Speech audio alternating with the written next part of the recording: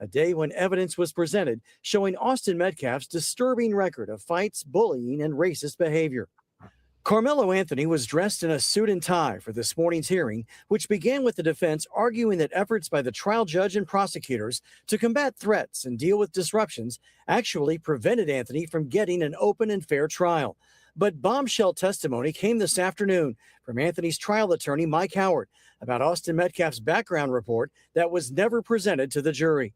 CBS News Texas has also learned new details about Austin Metcalf's background. Metcalf and his brother Hunter were once caught spray painting graffiti, including KKK Kill All Blacks and Heil Hitler, along with the N-word, and were sentenced to 12 months of juvenile probation. Records reveal they reportedly told authorities, "We did some dumb stuff. We did some vandalism." There are several documented instances. Okay, for commentary purposes, let's stop it there. Let's stop it there. Thoughts, reactions? Why didn't we hear this during the trial? Like, how did y'all suppress this kind of information and Because then tell us it's not race related? I'm lost. so salute to everybody on the panel. Hold up, Marky, There Marky, was Marky. Hold up, apparently. Marky. Let me Well, just she say this. asked a question. Go No, ahead. no, hold Go up. ahead. I'm streaming on her channel, so you got to kind of watch the language. I'm just letting you know before you I get ain't even crazy. cuss, but I'm just letting you okay, know. all right. I know how you is. I know how you are. I know you. Okay. Go Please, ahead, though. Yeah. I know how you Island blacks are. That's all I just heard from this man. But anyway, apparently there was some type of no. Shout out to Boxer Scholar and shout out to you, Queen. Smash the like button, subscribe. And also come over to the Democracy Brief. I'm streaming from my own platform too. Apparently there was a gentleman's agreement between Carmelo Anthony's original defense team and the prosecution, which basically said, we agree. Yeah, okay. I don't even know what the defense necessarily agreed to, but they agreed not to bring up Austin Metcalf's history of Character. racism and being a bully. And in exchange to just, they said they wanted to focus on the trial and the incident itself. But like, that is crazy to me. If my client's life is on the line, this is a young man that could be going to prison for the rest of his life. I'm pulling all the stock. I'm not doing gentlemen like this, and it goes back to what the father was saying, Boxer Scholar. He should have never got a white attorney. Straight like that. Should have never got that white attorney. And I'm not saying white attorneys can't represent black clients or they can't do good work, but I'm not taking the chance. I have a It's question. something. Go ahead, Queen. Go ahead. Now, just trying to gather as many details. Does that mean that the attorney relayed this information over to the parents, or did the attorney withheld that information from the parents? Like, I'm wondering, were they clued into all of this, or was some of this just done between the attorneys and the parents were not clued into this? Because I have a hard time understanding as a parent how you can say a gentleman's agreement to not let this, like the full scope of evidence be included. How I don't Especially know. when you're my legal representation, you can't do anything without running it past me first. Like, I don't right? understand that either. And then it's like, bro, they like in court, right? Because listen, we all to a certain degree, we all lawyers. You know, that's what we do. Defend our talking points online. We all Johnny Cochrans. We all many Cochrans, right? But Mhm. they have witnesses that they call, character witnesses. Character, like keyword character. And they made a deal not to bring up this person's character. Like, you're in the deep south, right? Deep South, Texas, right? All white, everything, and then you have a white attorney. It's like, why did you think that this would hurt him? And it goes back. Look, this is why you can't separate racism from these type of topics, right? And like Carmelo Anthony's dad, I don't know if y'all remember the live. I actually have it queued up when he was talking about watermelon felon, and this wasn't about race until they made it about Exactly. race. And it's like, bro, your kids had disciplinary Wait a actions. minute. Okay, scholar, some just hit me. Didn't they show Carmelo with like fake guns trying to present him as some thug Yeah, too? that's it. That's How it. y'all That's it. bring that into this? But you're gonna exclude this about the Metcalf kid. How does that even equate? You bringing in his character and his outside. What the? Yeah. So I mean, this boy was sold down the river. He never had a shot in that courtroom. Then they got the I don't know. I don't know if you want to talk about the judge now or if you're gonna cue that up, Scott. But go ahead. Go ahead. Oh, we could go. We could talk. I just pause for a little bit so we can get a reaction. Because I'm gonna be honest Ooh. with you. I'm gonna Did be you honest with hear you. about what the judge said? Go ahead. The judge who just got taken off the case by the appellate. My bad. Can y'all hear me? I Yeah, just we got a get You phone you. cut call. out for a second. Yeah, You back people now. always want to call me when I get on stream. The judge that presided over the case said that the jury got it right. Completely like that. Like, bro, that's the opposite of impartiality. You're not allowed to comment on the case on Facts. any past or present case that you have. So that I You, speaks didn't to know his that. That's new. bias. That speaks to why they didn't let cameras in the courtroom. They didn't want the people to get the details and see what was going on. Marky, and then you know what's crazy? What's crazy? Um, the judge doing that and then releasing the footage of after the incident. Because I just knew that they were not gonna release it because they were so secretive about the process. But when they released it, I was like, wait a minute, what?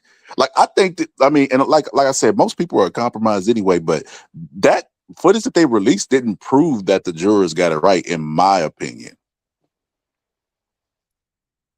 Wait, what footage were No, you talking about? Am I lost? What just happened? I think he's They talking about released the the footage from actual footage of the from the stabbing. track meet. Oh, I got you. Okay. Yeah, it was grainy as hell. I thought it was gonna be like HD footage that they, gave to like some experts to, process it and do like enhance it and whatever. It was grainy as hell. You can't even see exactly what's going on. All you see is a bunch of people scatter. It looked to me like Carmelo was getting surrounded. That was just my opinion. You know what I'm saying? But you can't like draw no definitive conclusions on as to like who was doing what, or if Austin walked up to him, or if Carmelo was being aggressive or whatnot. You can't draw no conclusions. But I like could. the fact that they would send a boy like this to prison for 30 years, and Texas is a stand your ground state. Okay, if somebody, my mother went to Texas Southern University. She told me that in the state of Texas, if somebody is threatening you and they take one step towards you, you don't have to wait for the second step. You Yeah, can take their life. yeah. You don't have to. You're not required to flee.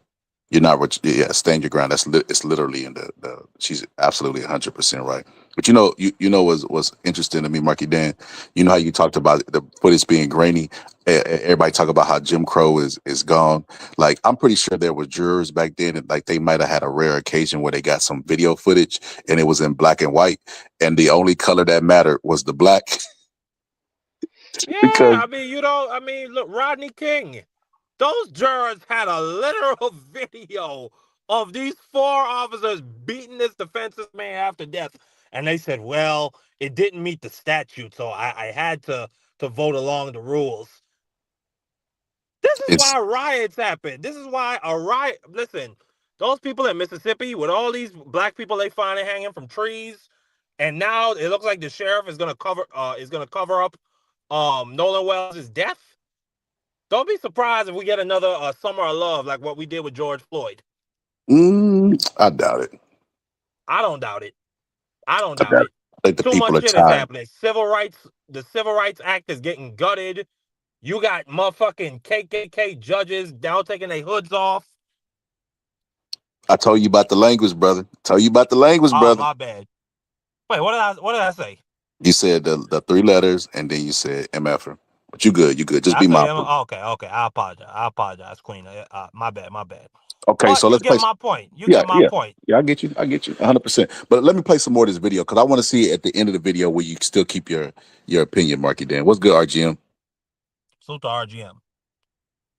Of Austin using racial slurs in school. And in 2023, Austin was accused of bullying a black student in class. In 2018, while still in elementary school, Austin and his brother were accused of bullying and assaulting a female, which led to his arrest. During an argument in 2024 with another female student, Austin allegedly knocked her to the ground and punched her in the stomach. He was also kicked out of a football game and Yo, that is so crazy and look, when you said what you said, Marky Dan, about the having a white attorney.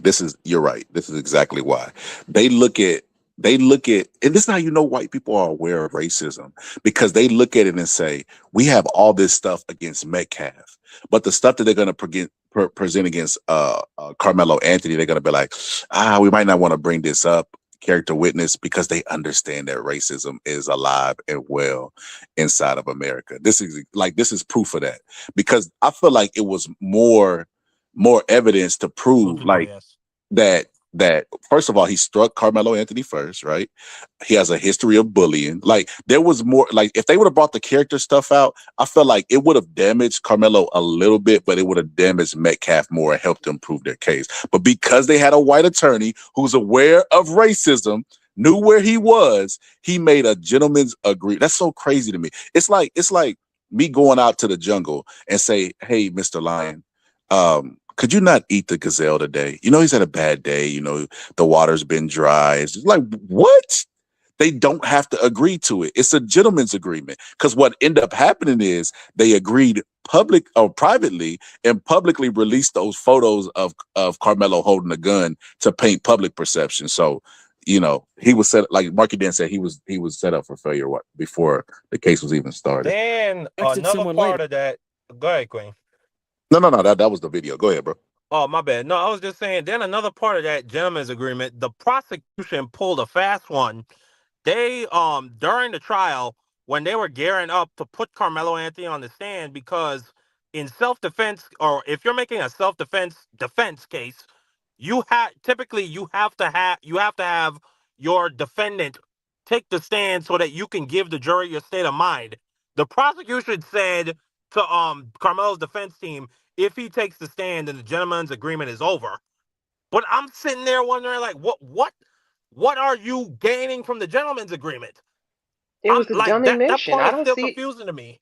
I don't see any benefit. Like Queen Sunkiss. I remember the last time y'all had this discussion about the Carmelo case. She was standing on 10 toes down that he got railroaded. She was pissed about that, and like I don't see any benefit for Carmelo on this at all. Like, how did this help him? The only thing it could have done was set him up for failure. It's a shame, bro. It's a shame.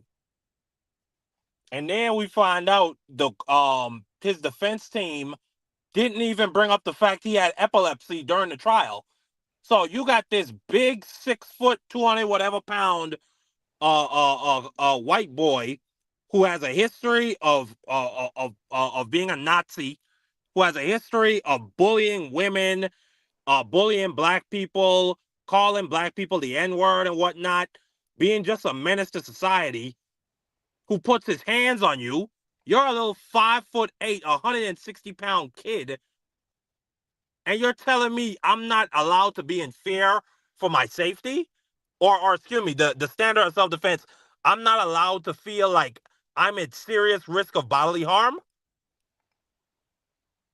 I can't wait for this next trial. I can't wait, because you're gonna see the raccoons, the Sambos like Brandon Tatum. You're gonna see that. I can't wait to watch them spin in the wind. He already has his mouth full right now, bro. With the Nolan Wells. Yep. He already got Yeah. his mouth full. He already on his doing his thing with white people on that He's that calling issue. those boys his friends. He just met them like 2 weeks ago. Bro, because the qualifier, what color are there? He hasn't met one white person that he dislikes. So Bro, of course. I wish you had that clip of Uncle Ruckus during the trial. Guilty, guilty. That is guilty.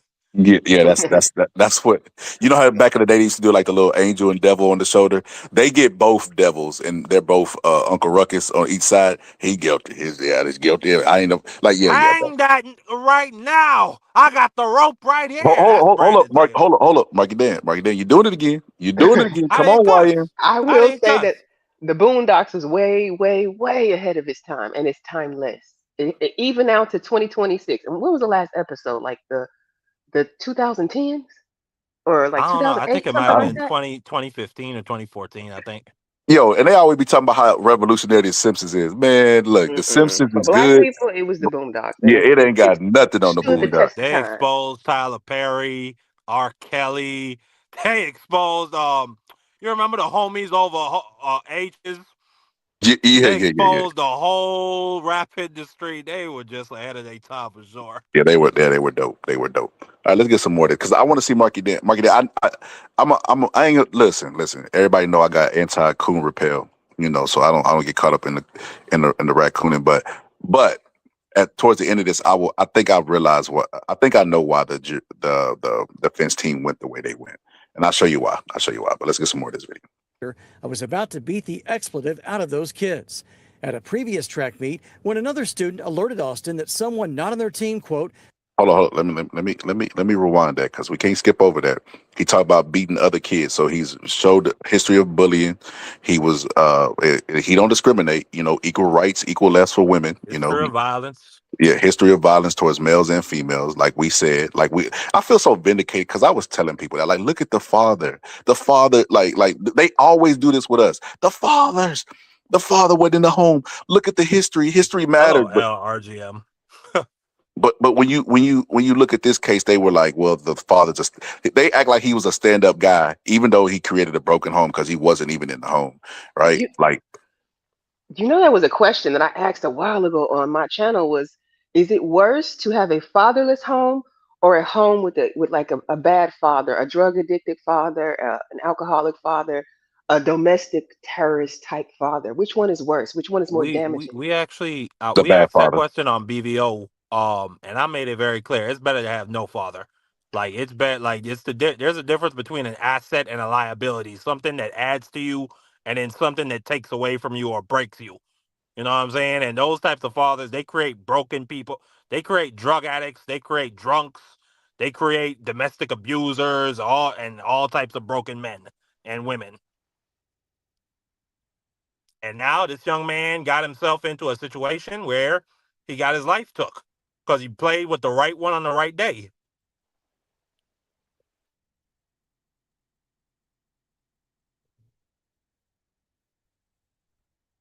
Scala? My bad. Yeah, yeah. So, no, I agree. I agree with that, Candy, and Marky Dan. It's better to have no father because they could do more damage.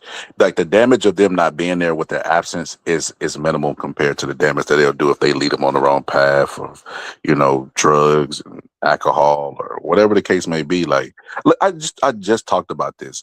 So, where I'm from, a small town in Texas, there was a family that grew up and they owned their house and their house was crappy though, kid. It was horrible living conditions. But they owned it. It was theirs, Trap right? house. Kinda. But the dad no, because they didn't trap out of it, but it was awful. Like a country hick place, or like a hick house, like an outhouse type thing. Um, but it was theirs and they owned it. Dad was going to work in the oil fields making buku money. And now that I'm older, I'm like, what? Like, because they used to eat cereal with forks. I've Oh never wow. that is insane. Now knowing what I know, Dad could have went and bought them some white teas. He could have been a functional drug addict, but he chose his drug 100%. So he would take his entire check and just go splurge it on drugs instead of saving 10, 20% and spending it on his kids. And his kids grew up getting made fun of, like they grew up smelly, like they were like they get up they grew up with a lot of trauma and it was all due to their dad. And I just talked about this with my friend. It was a trickle down. They're really messed up now on drugs and all that stuff. If he wasn't there and mama would have just, and that's another thing, though, I feel like the woman, her whatever wasn't activated. The stuff that black women got, I don't know, put a word on it, but it wasn't activated because the dad was there. And because he was the leader and all that other stuff, it was just bad leadership and it trickled down to everybody and all of them are messed up. So Versus a single mom who the superpowers would have activated and she would have had them kids, even if she had to go to Nate and say, Nate, I'm in the bind, Nate. Whatever the case may be, she would have provided for them by any means I necessary. hear what you're saying. I hear what you're saying, but that just sounds like they had two loser ass parents. I was just You had a gonna father. ask that. Yeah, you had a father who was not nothing. He was just a piece of DNA, and then you had a mother who didn't have the strength to take her kids and leave and go stay in a shelter and get her life back on track. I It just have sounds like two rarely loser seen ass where you have parents. what like most of the time you have like a parent who is an addicted one. There's usually one who's not addicted trying to hold the family together. I haven't really seen a lot of double addicted parents like that. I don't even know how to explain that. But like, how do you know? Like, where was her survival skills? And you said the kids were in a abysmal condition. What kind of condition was she in? Like, did she smell? That Did she look rat tat tatted too? Oh yeah, I'm sure. that's Oh, I'm sure. called codependency. That's I'm sure, somebody she but feels hold up, like Marky Dan, good. we can't ignore this. We can't ignore this. We live in a society, right? A society that is male centered, and we always talk about nuclear family and all the males being leaders. I felt like her superpower of being a single mom was never activated because she had somebody there, right? And because she had somebody there, and it wasn't like he was a bum as far as his life choices, but he was going to work. He just was smoking up the money, and it's like that trickled down to them because I mean. I don't know what other people's belief system is, but I mean, I believe that the man is the head, right? And he's the leader. That's what society is geared towards. Like it all, like, and if he's a horrible person, it's gonna trickle down to everybody. Now you can I say feel like that would have been an excuse in like the 50s or the 40s or the 60s, but no, like I don't know when you came up like in the 90s, Scholar. Well, we're doing it like that for decades at that point. So by themselves without the man.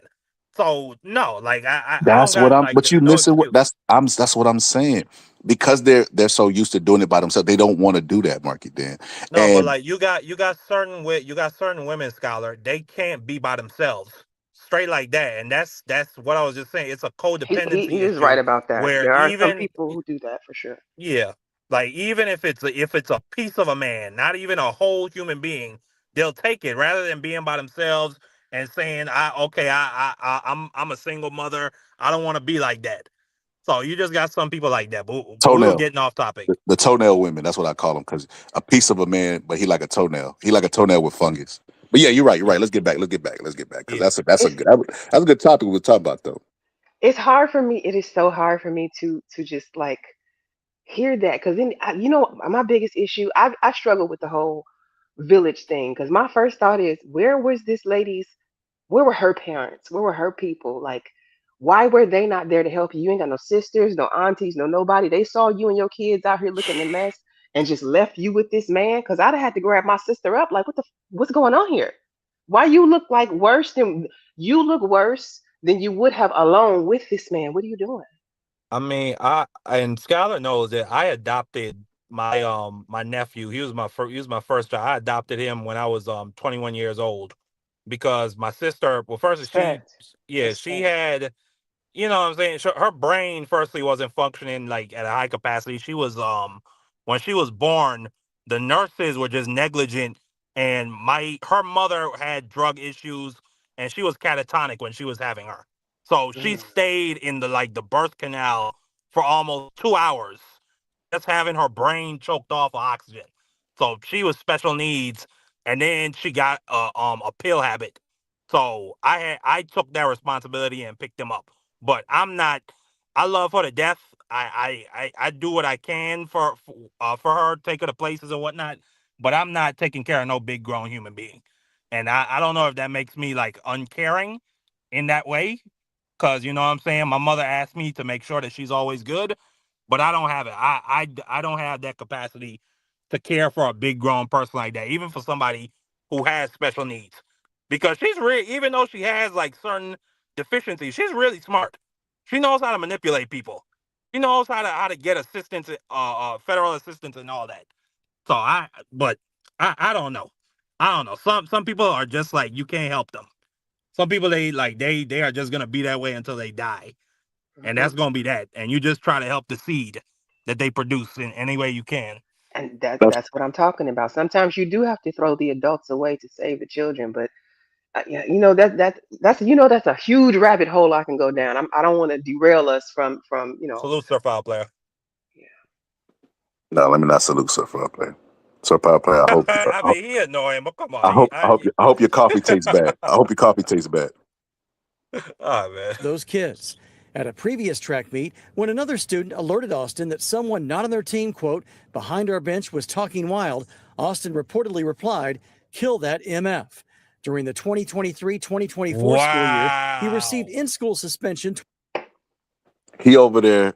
Listen, and Carmelo Anthony was not the first person. There was another person, like somebody. So he felt like somebody passed away and left him in charge of all the aggression. He was the school security.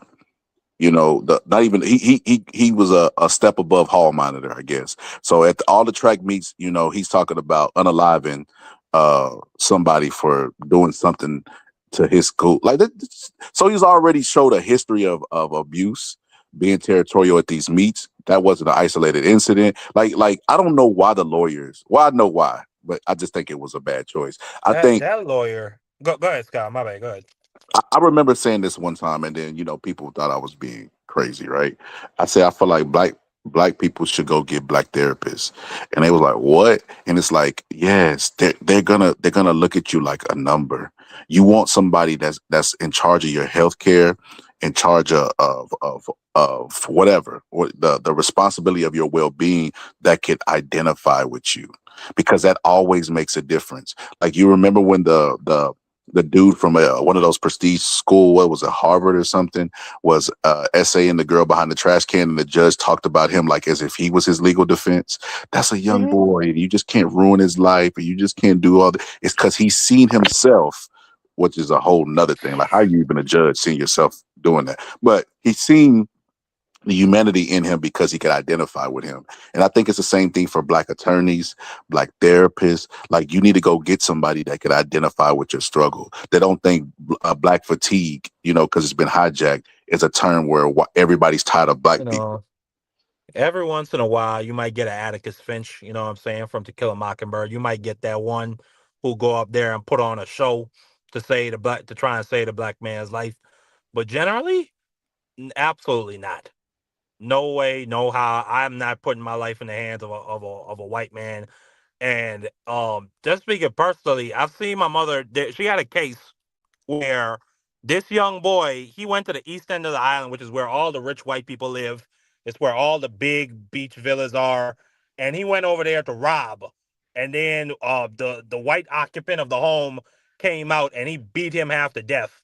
And my mother defended this boy on the stand. And when she was doing her closing arguments, she made like a comment, which, by the way, I mean, it's not a 1-to-1 comparison, because it was basically an all black jury, and you're never gonna get that in the States. But she in her closing argument, Scholar and Candy, she basically made a comment essentially that, oh, and my client went through the back gate to get to his beach home. And that's like a big thing on the island where, you have white people come down here and they put a gate like around the beach, which is like, we look at that as like colonization, like, because you can't restrict locals from going to the beach. That's against the law. So the whole jury looked at this white man like, and they came back with a not guilty verdict.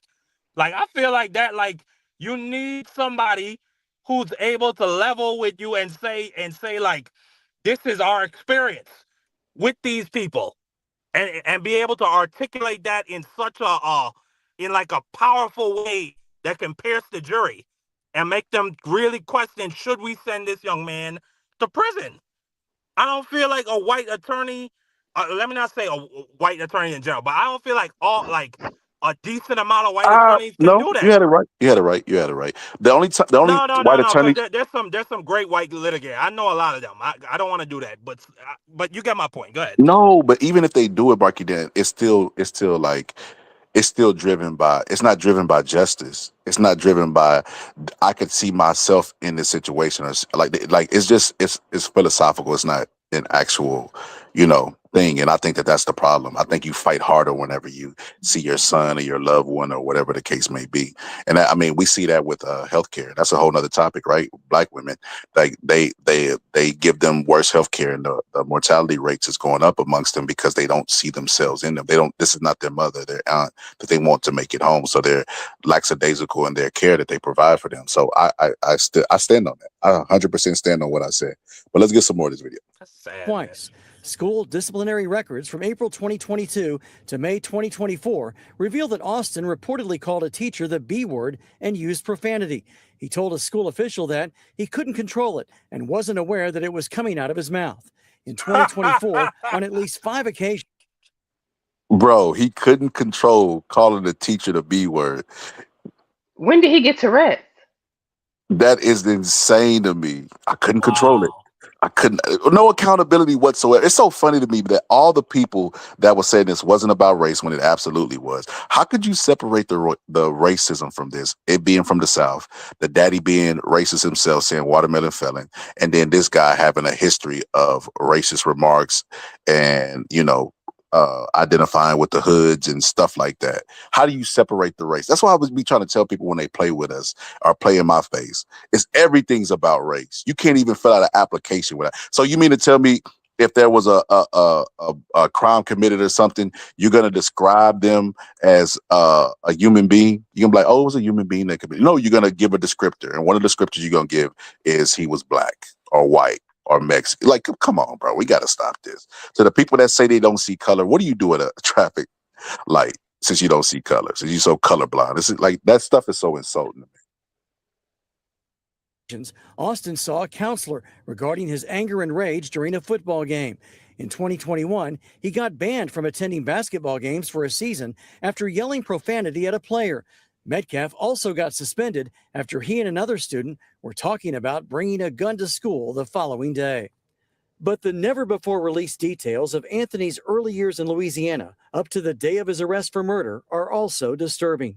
On the day that Karmelo Anthony would fatally stab Austin Metcalf, prosecutors say he sent this text message at 1 a.m., which said, quote, "I'm low-key on the verge," and then emphasized it. Now, hold up. Now, we didn't say what we said about Metcalf.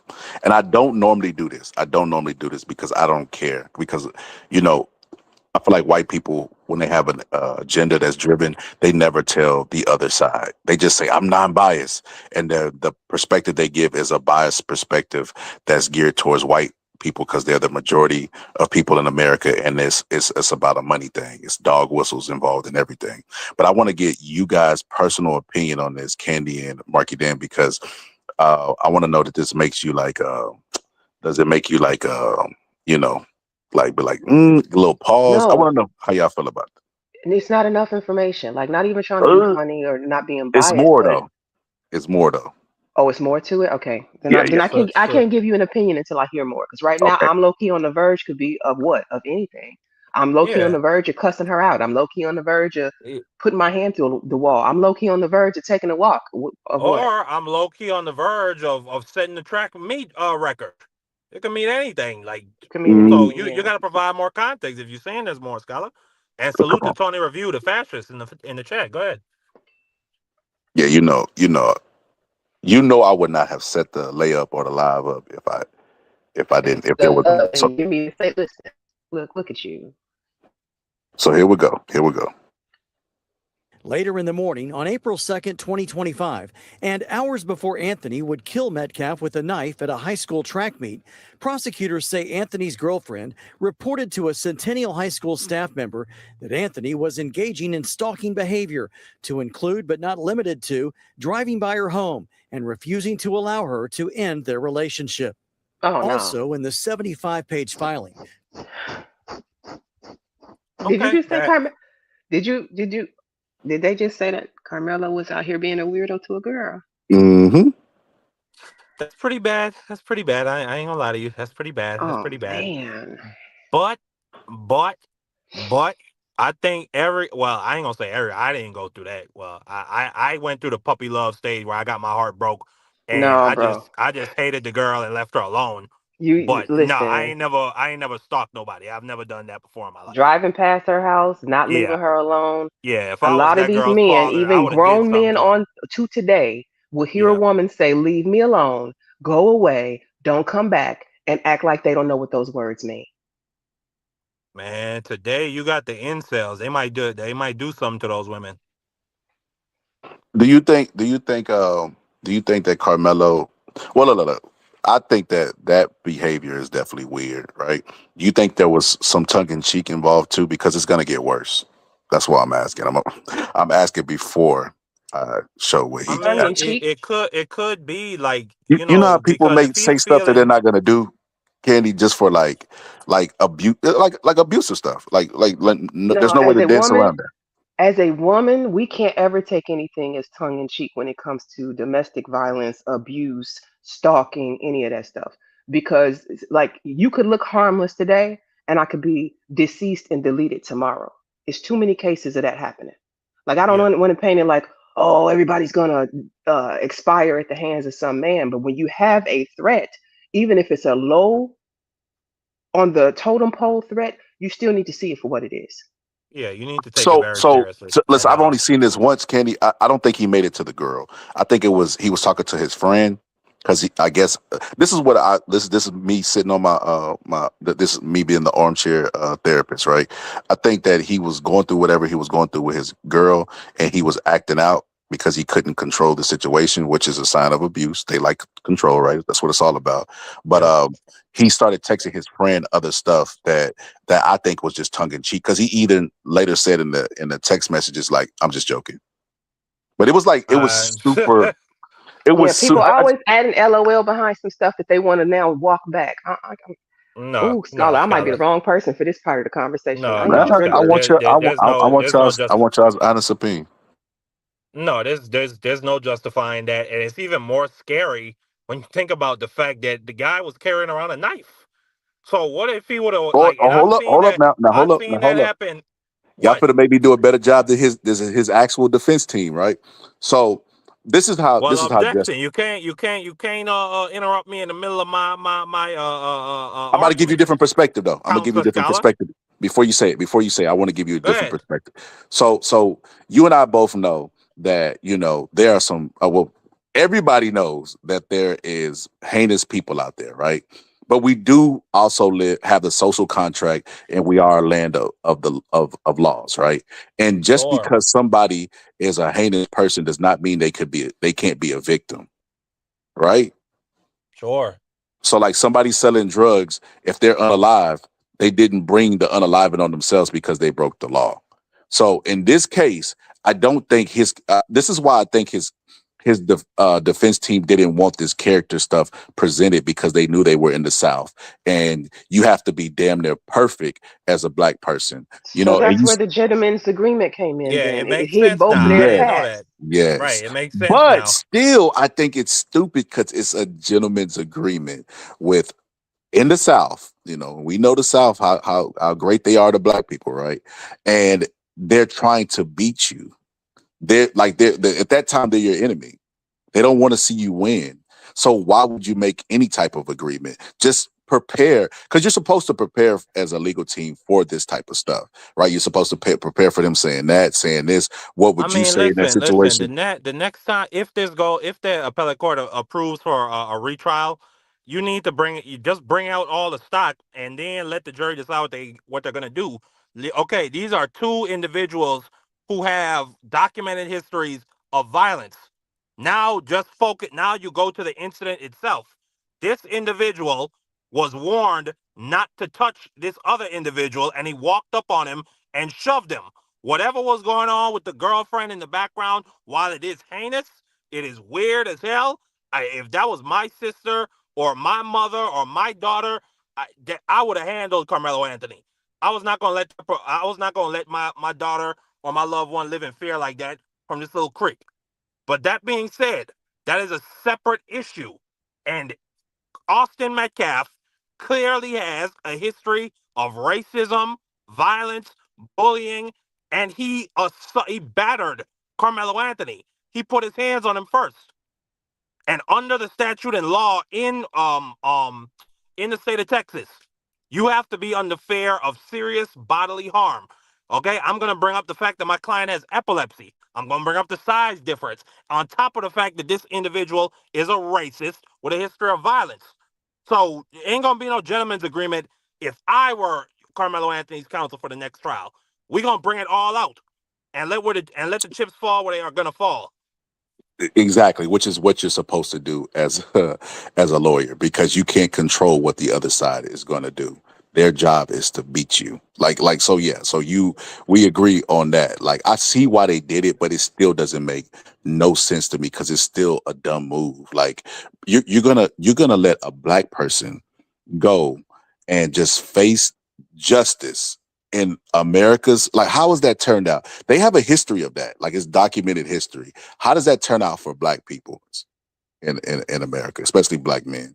Like, why wouldn't you? Okay, release whatever you got to release, but we're gonna release Did stuff you too. hear about I don't know if you or Candy heard about the TikTok star in Florida who stabbed her black boyfriend in the heart. The one, and she was abusing him, like it was Yeah, documented for years.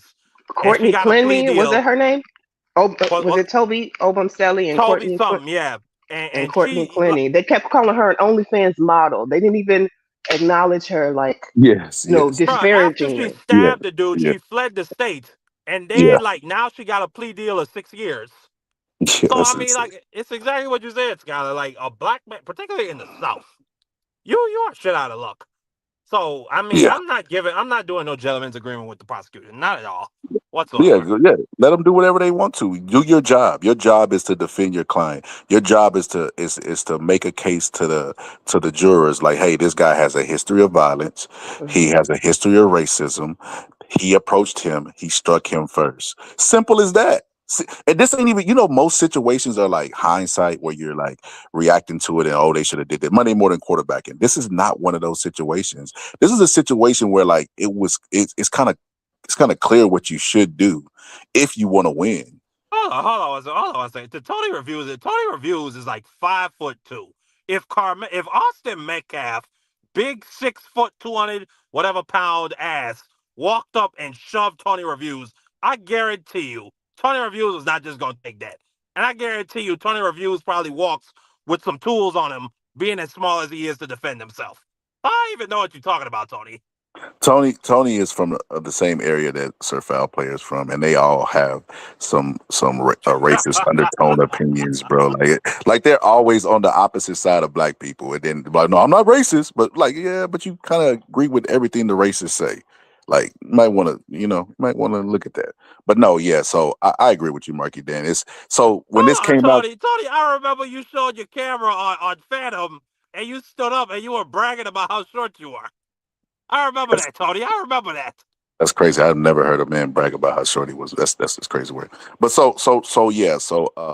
Candy, Candy, what's your opinion? What is your opinion? Because we just gave ours. So Marky Dan and my stance is different. It's the same but differently said, articulated, and basically we're saying that he did display creep behavior.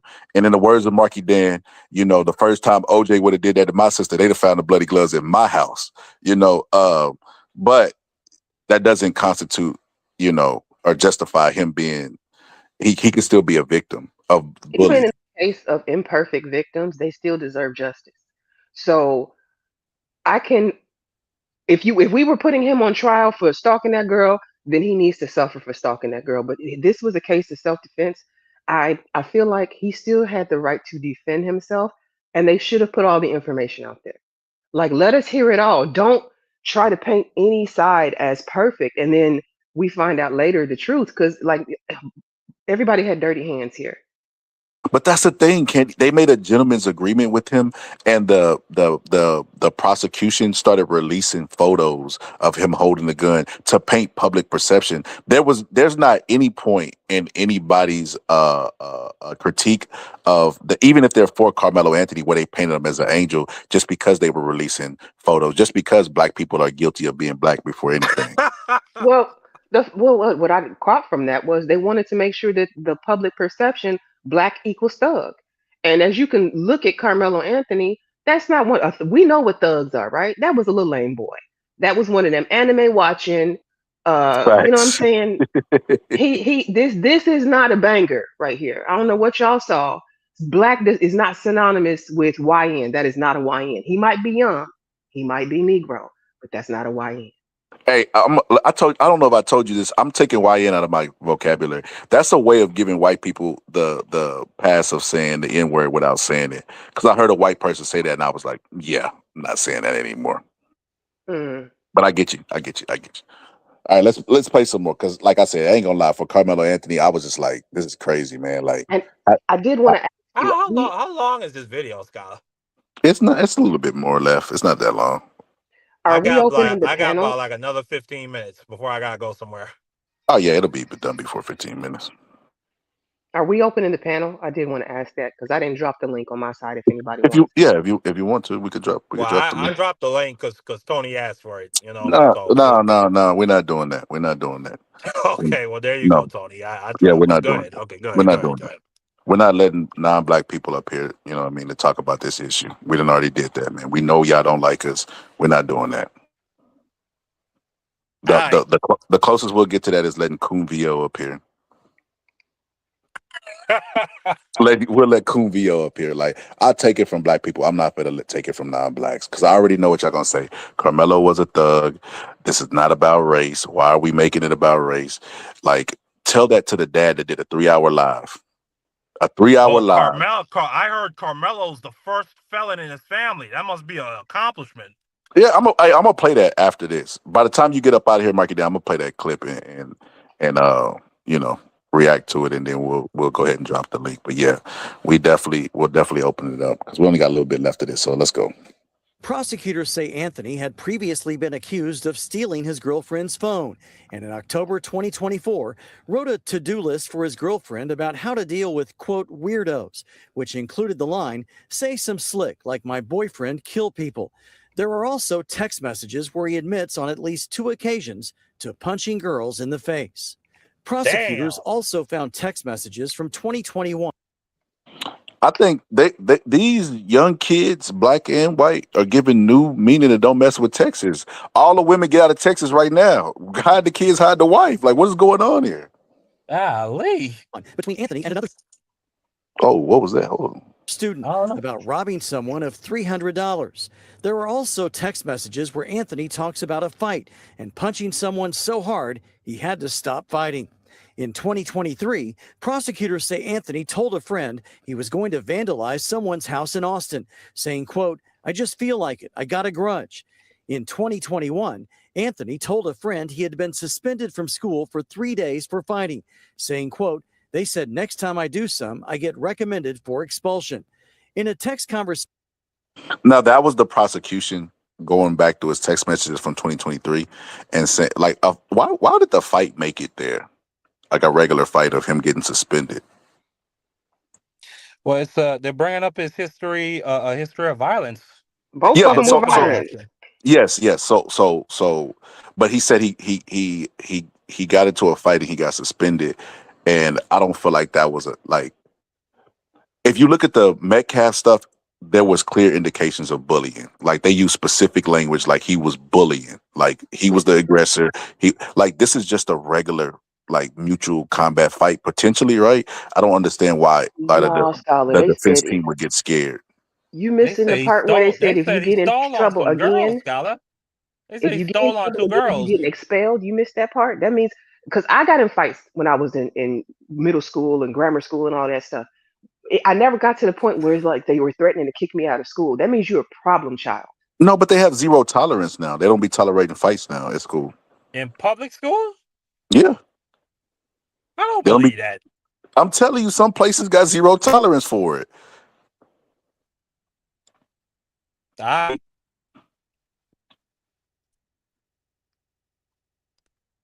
with a friend in 2023, prosecutors have messages from Anthony where he wrote, I'm a shoot the school up tomorrow with my blick, but later sends messages saying I would never actually do that. That's what I meant by tongue in cheek. yeah, but this just gives the impression of like a dumb, like 16, 17-year-old kid. Like a really, really, really, really, really, really, really, really dumb 16 or 17-year-old kid. I can't Because that's excuse not something to joke about. I can't excuse the threats of violence specifically towards women. What was going on with Carmelo that was on his mind though? And then the controlling nature that he was towards the girlfriend, I can see why she got away from him. Of course she should have. She did the right thing. So I mean, unfortunately, Scholar, that is going to be a point that I am going to stick a pin in. Stick a pin in on that. As a woman, as a black woman, as somebody that he would have been targeting if I was a girl in school too. I'm putting a pin in that one. Man, he would have stole on you. It's a Now shame. that all right. Nah. Kenny's one of my And it's a shame, top Scott, shooters. because I get the I understand the gentleman's agreement more now because you look at George Floyd. George Floyd got murdered. A man kneeled on his Unalive, neck for almost 10 unalive, minutes. unalive, unalive. Excuse me, unalived. Man kneeled on his neck for 10 minutes. And then what did we hear about after all of that? This is a terrible human being. You see, this is who black people advocate for. He's a felon. He robbed a pregnant lady, which is all horrible, but that don't excuse what happened to him. So I get it. They would have painted him up and down as the creep he probably was. But they do that anyway. It wouldn't have been no different. That's why I don't understand what the fear tactic was. They're gonna do that anyway. You remember Trayvon Martin? Yep. They painted him as the bad person and George Zimmerman as the hero. I just seen Megyn Kelly report on these same text messages. And see, this is why we lose. I'm gonna just be honest with you as black people. That's why we lose, Candy Kane and Marky Dan. Because we have a real moral compass and we will call out wrongdoing. No matter what the skin tone is, they will ignore it. They look at it as a victory for them. So Megyn Kelly was up there talking about the text messages released, and she only talked about Carmelo Anthony and painted him out as a villain. But it's like, but you already painted him as a villain. Why are you doing an update to an already established villain in your book? Like, she was just like, Megyn Kelly was like, George Zimmerman wasn't doing, excuse me, George Zimmerman. Might as well be George Zimmerman. But she was like, that Metcalf wasn't doing anything but minding his business and he was unalived. And you're like, you couldn't possibly believe this. That man definitely put himself in harm's way. He approached him. He has a history of violence. The text messages proved it. Like, if anything, Megyn Kelly should have just shut up, but she's so used to that Fox News spinning the narrative type of stuff. So that's why she had her Fox News guns loaded and ready to, shoot this narrative out. I mean, I hear what you're saying, but even in the example you're showing, it's showing both sides of it. Both sides of these two boys had a very checkered, very sketchy past. And I'm glad to have a much more fuller picture now. I mean, it doesn't help me or him or anybody right now, but at least this is some relevant information to me. Because that's what I'm trying to say, Kenny, because you have a moral compass and you're gonna really judge it down the middle. They will never do that. Black person's guilty until proven innocent. And at the point that he's proven innocent, he's still gonna be guilty. And that's how that goes. Right? Like, they still talk stuff about Trayvon Martin, right? Try to paint him out as a thug. And he was around the same age as Carmelo Anthony. He didn't have this type of checker pass, no text messages or anything. His parents were split up, but they were still co-parenting. He have image wise, he had a loving father, blah, blah, blah, et cetera, et cetera. And it's just like, they still paint him out as a villain. And it's because white people, they understand what these dog whistles, they understand what this represents. This guy represents the face of white supremacy. He represents a victory for them. And he's not shy about it. He's talking about doing marches. He look at the networks that he's going on. Look at the stuff that he's saying. He talks about the problem in the black community. Like, wait a minute. What about the problem I just had this conversation with Pittsburgh T. Like, white people are so crazy to me because they will talk about the nuclear family. Meanwhile, the party that's spouting this nuclear family stuff is leading in divorces, keep creating broken homes, but never wants to address it. The number one people that go to jail for the PDF crimes, but never address it. Meanwhile, wagging their finger and telling black people what they need to do and what they need to be. Like, that's insane to me. Mm. A 2024 text thread, prosecutors say Anthony admitted to carrying a firearm, telling a friend before a party that he would have the gun in my pocket. There are other message threads where Anthony also mentions carrying a gun.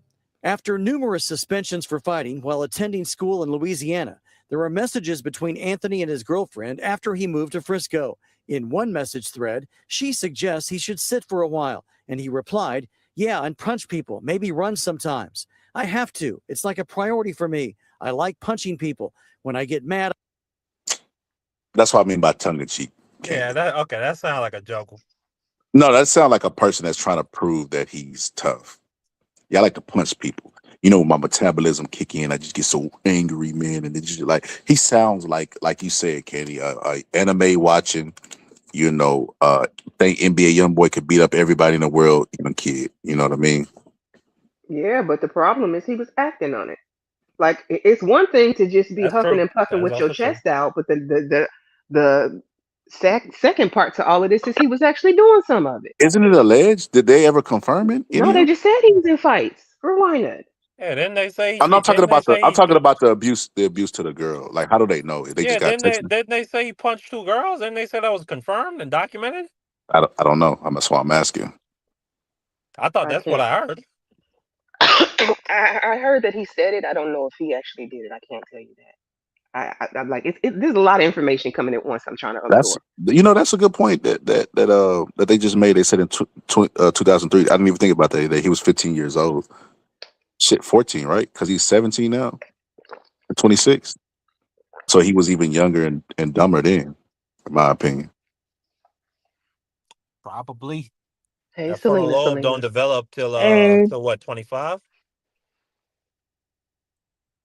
I mean, yeah, we have laws in place that account for culpable state of a juvenile or minor and stuff like that. So, going by the law, he's stupid and young and can't make decisions for himself. But what's good, sister? What's your opinion on this? Have you changed it? Are you still uh, riding? I'm trying to be. I've always been balanced with the with my opinion.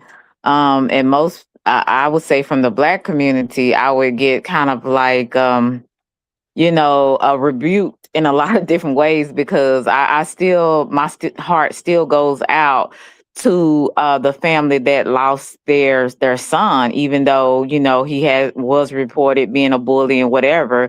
I still feel like nobody's life should be taken, but at the same time, I do understand systematic racism and how in the court system they're likely, especially with black boys, likely to throw them in jail and throw away the key, that kind of thing. So I do understand that.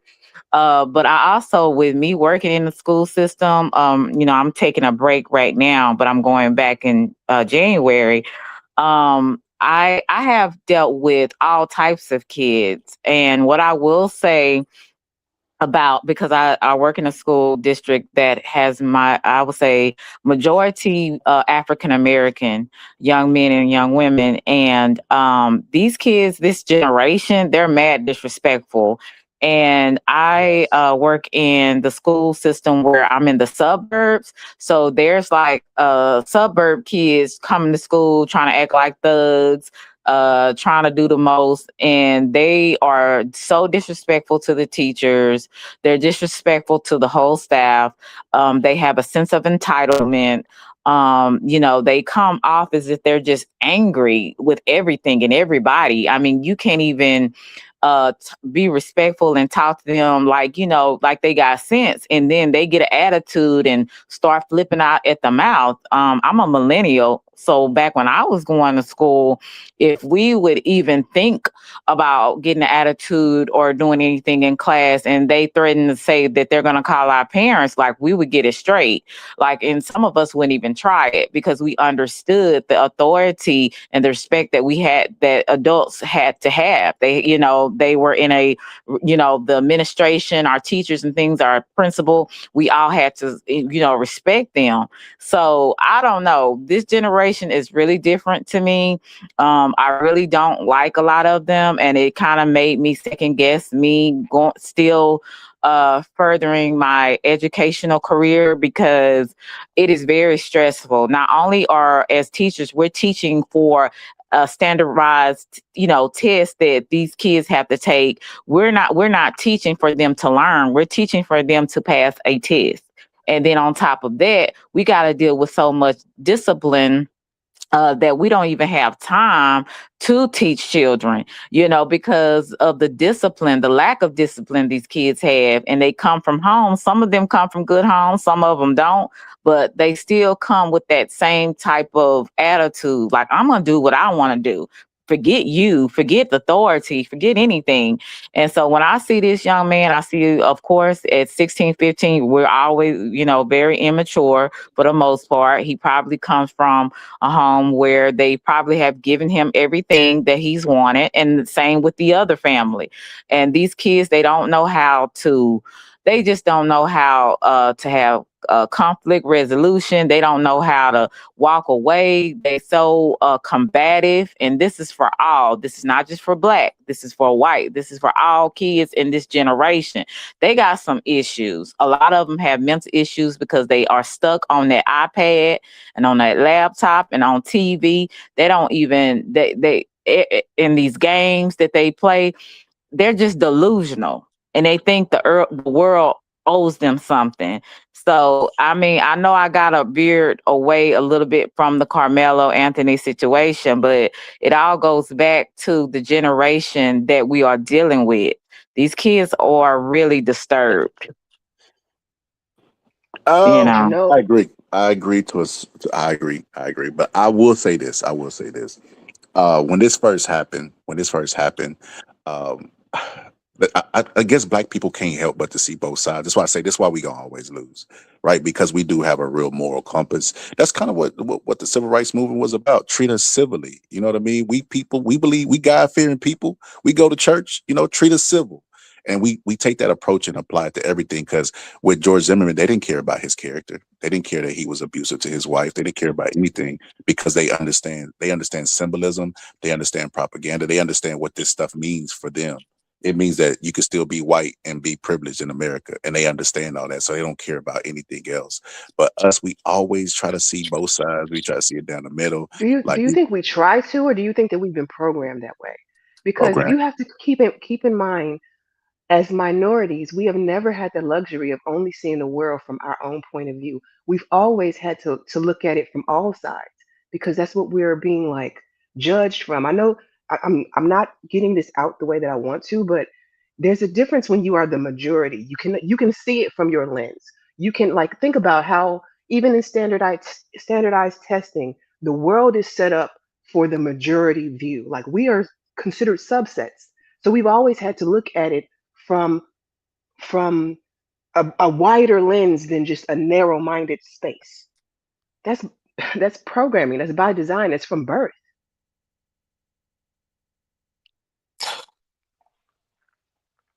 I feel what you're saying, sis. At this, I mean, I don't know. That's just a great point. You and the sis who you and the sister who's a teacher. Y'all make great points, and I kind of feel like hearing this information, even if like these two young men hadn't met that day, at some point in the future, something would have happened concerning Carmelo Anthony, where he might have wound himself up in a different type of incident involving the law. Same thing with Austin Metcalf. When you hear the history of violence against women for both of them, when you hear the history of bullying and just the levels of disrespect, there's no doubt about that. And like hearing this new information, it gives me a new perspective on both young men. I still stand by the fact that I don't believe he should have been convicted of murder. Under Texas's statute for manslaughter, yes, he could have probably been convicted of that because all you need is I don't think you even well, I don't even remember what exactly the standard is, but it's like you had to act recklessly that led to a person's death. It doesn't matter if it was even in a Negligence. self-defense type of Negligence. well, yeah, it could I gotta find it, but It's criminal I negligence. still don't I gotta find this scholar. I remember they were talking about it on court TV, and I can't think of it off the top of my head. You might be right, but I still feel that Austin just looking through the lens of a lawyer and looking through it through the lenses of a defense team. Austin Metcalf was physically bigger than this young man. This young man, Carmelo Anthony, had epilepsy. Carmelo Anthony was by himself. He was essentially surrounded by a bunch of football players and track athletes who were being aggressive and telling him to get the F out of here. and this young man was warned not to touch him. I just feel like there's a clear self defense case, but hearing this new stuff, I'm not gonna lie to you, Scholar. I have my level of sympathy is it's kind of lessened. I still feel like it's messed Wow. up the fact that I mean, calm yourself. I still feel like it's messed up the fact that George Zimmerman can do the exact same thing and get off. What's the guy named Rick Chow in South Carolina could follow a young black man like 3 blocks and then shoot him in the back and get off. You had an incident in Florida where some guy in a movie theater was just throwing popcorn and an off-duty police officer shot him dead and he got off. I still think that the system is not fair. I still don't think that the young man should have been convicted of murder. But at the same time, this dude was an effing creep.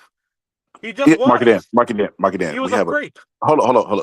We have a creep in the White House. Mark it in. And this is not me doing And hold on, Scott, Scott. I don't care, but I don't defend the creep in the White House.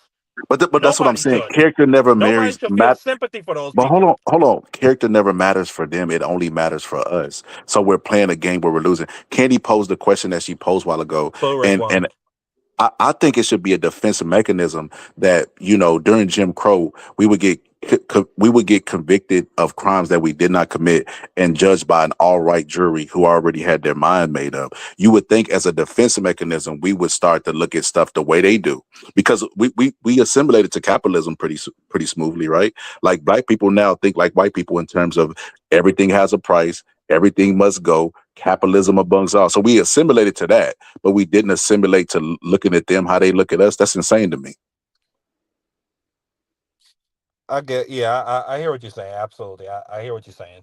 Um, but still, I'm just letting it be known. I don't have a like for guys that and even if he's a young man, for guys that have that type of tendency to steal off on women, to stalk women, to talk about that he might do something to this young lady and she wasn't fair for her own safety. I just have like a certain level of like Morals, and yeah, that's I know I good. have my But yeah, that's it's good, morals, but Marky. at the But same but time, it's like my level of caring for that human being. Like I looked at him like he was my like he could have been one of my friends when I was growing up. he still I could don't have. look at him like that anymore. You don't know what your friends is doing in they private. We just know because of the text messages. I mean, I think I could safely say no, because I knew a couple of dudes who were like that, and I made sure that they But were you not in my never, circle. but you never know because they wouldn't expose it, right? Unless they just couldn't control themselves. And there's a possibility that that's a friend that you have that's doing stuff like this, but you I just mean, don't know. but you're my friend though, Scholar. I think I could say with a certain level of certainty that there's certain things I cannot ascribe to you at all whatsoever. Yeah. He's saying he ain't got no degenerate friends. I know my friend's character. There you Yeah, go. I get it. I get it. But what I'm saying is this, Marky Dan, you're right. And listen, I'm not saying you're wrong. I agree with what y'all are doing and y'all calling out bad behavior. That needs to be a thing. But we're always told to be accountable for the worst of ours. Meanwhile, they're never accountable for theirs. And if we keep playing that game with them setting the rules and them type of rules, we're gonna always lose. That's all I'm saying, right? I, Like you, I have said from the very beginning, I felt like because a life was lost, Carmelo should have had some punishment, right? That's been my Yes. stance from the beginning. I never felt like he should get off completely scot free. This was never black man takes down whitey for me. I didn't even like that people were trying to use these boys in their altercation as some sort of pseudo fight. Like it was like they looked at these boys like they would look at playing Mortal Kombat or some crap like that. Right. I I didn't like agree. how they use them He as stand-ins. But I will say, it's to me. I think number one, he shouldn't have had a knife, and the question was deadly force necessary? I don't know that I would say deadly force was necessary, which is why I said he should have been punished. As somebody who is a CCL carrier and has gone through like training to understand when you can use deadly force and when you probably shouldn't, with that sort of background and mindset, I'm going to say I do feel like there was some punishment necessary. 30 years, I don't know. I don't see 30 years here, but both of these boys sound like they were kind of ticking time bombs, and and Exactly. and Facts. that's the problem. So And, so and I I, know. I'm looking at one second. I'm looking at the manslaughter charge now. If the jury did not convict him of murder, they had the option to convict him of manslaughter. And manslaughter, the standard for that in Texas is To the if they found that he lacked the purposeful intent to murder, but acted recklessly by bringing out and using a deadly weapon. So yeah. I think that would have been fair. That probably would have been like a 5 year sentence. I don't agree with him getting 3 decades of his life taken away. I So don't agree with And that. please, Me please personally. allow me to say this, and peace to the whole panel. I Peace and really want blessings. to peace. I really want to address the elephant in the room, which is why, as African Americans, are we continuing to choose to stay in a country that is admittedly unfair to us? Is there a country out there that would be more I'm about fair to say, that you know of? yeah. Who like Yeah, the let me whole answer Because you. world even on Oh, the doesn't here like. we go. continent, Here, Let me here come no, Marcus I'm not even Garvey. trying to be funny. I'm not yeah, even trying to let be me answer funny, you. but Let me answer you. Let me answer you. before you go, All I right, am go going to ahead. let you answer, but let me just finish the thought. Even on the continent of Africa right now, you have the Chinese in charge. You have white people in South Africa in charge. So where is a safe place where black people will be treated fairly? Please tell me. Yeah, and actually, I was going to address that. If you compare African Americans in the U.S. to African Americans living in Ghana or African Americans living in South Africa or Kenya or Ethiopia or Togo, etc., African Americans, the average African American living in Africa has a higher standard of living than the average African American living in the U.S. The average African American living in the Caribbean has a higher standard of living than the average African American living in the U.S. And I land my plane with this. Right now, y'all know, well, some of y'all might know, I live in the Caribbean. I got real estate in Where you independent live? Caribbean. Well, that's what I was about to tell you, brother. Oh, I my bad. have Go real ahead. estate. I have real estate in independent Caribbean nations such as the Bahamas, Barbados, et cetera, et cetera, et cetera, and also in U.S. territories such as St. Croix and in Puerto Rico. You on St. This, Croix? yeah, for sure, for sure. Oh yeah. Okay, I'm on St. Croix too. I'm born and bred here. All right. So that's what I was literally about to address. We're not dealing with the school to prison pipeline in the Caribbean or in Africa. We're not dealing, there's no equivalent to Nolan Wells in the Caribbean or in Africa. There's no equivalent to George Floyd in the Caribbean or in Africa. There's no medical apartheid that we are experiencing. And I say this in closing, really, because I feel like I'm being very long winded. When we as African Americans take our US dollars to the Caribbean, Southeast Asia, and Africa, we are essentially increasing our standard of living and becoming a model minority comparable to Asians in the US. So yeah, we have Okay, okay, options. okay. Well, let me slow you down for a second then, because if that's the case, then why did 300 girls, children, get taken by tribes? Like you're saying it's better, but better for whom? Because I For have a African double take. Americans, it's better for African Americans. Those 300, respectfully, they were not African Americans. I'm just speaking about us right now. So you think as an African American, I'm going to be treated better in Africa than the people that live there I in don't have to on the think. continent? I don't have to think. I know. We have a higher status because we're coming with that US dollar. That's a fact. You know that they're killing us over there too, though, right? Like Not they're as much, not as much in the US. Matter of fact, they're I so can't because name. Well, go I ahead, can make tell your you point. a story that I just, in fact, not even a whole 2 years ago was listening to of a woman took her behind over there on some. I'm gonna buy property. I'm gonna build this space in Africa. Ran into some man that Yeah, she it was ended in up Kenya. dating, and that Yeah. and what happened? He ended up taking her out and taking her land. So, Candy, let me ask So you a question. Is it more African Americans being killed in the U.S. or in Africa? I don't keep up with their stats, so I cannot accurately answer that. I Well, I believe can in. tell you, I can tell you emphatically, it's more African Americans literally being killed in the U.S. And to be honest, I'm not even trying to convince you at all. But what I realize is African Americans will continuously choose to stay in the U.S. where they are subjugated, where they are the bottom caste. They will continue to complain about it, but they won't leave.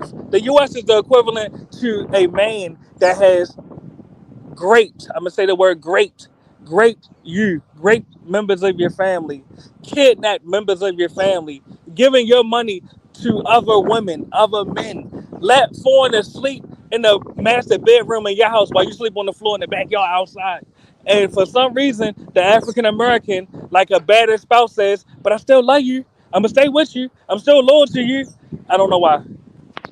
Well, let me say this. Let me say this. I just seen a person the other day that was talking about traveling. And when you first start to travel to other countries, you always see how much better they are than your country, right? But then you ask the people who has actually lived there for years and you realize it's no different. There's going to be politics. Black is universally bad. You could say the N word in virtually every country. There's a form of saying the N word. They have colorism within their own race. Like, bro, there's no safe haven other than Africa. But black people don't even want to associate with Africa and say that they're African. But even Africa got its problems with that type of stuff. They're going through like they look at people like Elon Musk as their savior and stuff. They don't even want to be brutal to those people, and those people have showed that they don't care about them. As far as what you call it. Help me out, Marky Dan. Well, I'm having a brain for it. Say that again. What you said? Southern Africa. What is the stuff that what's their version of Jim Crow again? Having a brain for it.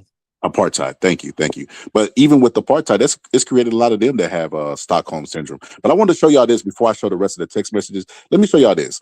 So this is what I mean. This is what I mean when I see it in the reverse, right? So check this out. So there was a stabbing that's not going to make news because it's indefensible, and they already had like the jury was really fast and specific on this one. Thank God there was a camera. Thank God we're in a surveillance country, because they would have picked up on this and just rolled with this person being innocent. But check this out. No charges will be filed in the deadly stabbing of a Syracuse teenager last month. Tonight, we are seeing the video that apparently helped a grand jury come to that decision, according to the DA. News Channel 9's Victoria Kellogg hears from both the district attorney and the victim's mother, who sees those final moments very differently. I am angry and I'm thinking of revenge at this time. The mother of 17-year-old Kevin Kuzo reacting after learning the 18-year-old who fatally stabbed her son will not face any charges. District Attorney Bill Fitzpatrick saying a grand jury found 18-year-old Israel Pam acted in self-defense. It is not justice, because of the fact is they're trying to say that it's a self-defense matter. When Israel has stabbed my son did not have the gun in his hand at that point in time. And these are some individuals. Tuesday morning, the DA walking us through the same surveillance video shown to the grand jury, showing Kuzo heading towards Pam, and the two begin to fight. Video shows Kuzo dropping the gun twice. Another white boy. Wait. So you walked up on him with a gun in your hand and you start fighting? Try to pistol whip him. Oh man, You stupid. That was dumb. And messed around and found out. So here we go. Then Pam pulls a knife. After the stabbing, Pam calls 911 on himself, telling police he had just stabbed someone. When is this going to stop? This is about as senseless and stupid an incident as you can have that's tragically resulted in the loss of life. The argument that sparked this violence goes back to last summer's deadly shooting at the Onondaga Park pool. Some believed Pam was somehow involved in that shooting. DA Fitzpatrick says evidence says otherwise. There's no indication that we have that Mr. Pam had any involvement in that case, had any knowledge of that case, nor do we have any indication that he was part of any gang that may have been involved in that incident. While the grand jurors saw the events leading up to the stabbing, they did not see the whole video. And this is where the video stops, before the stabbing. Kuzo's mom says that's where the story changes and her reasoning to continue to fight. Yes, the video that the grand jury has seen is a self-defense, but the video that they should have seen of my son getting stabbed in the neck without a weapon, that is cold-blood murder. Believing that the missing graphic video should go before a grand jury again, saying she'll keep pushing until it does. At Washington Square Park, Victoria Kellogg, News Channel 9. Man, that broad is slow. She's slow. You can't incite a situation and then get mad when your son get the consequences. Yo, that's You the same thing with Carmelo Anthony. He approached the plus.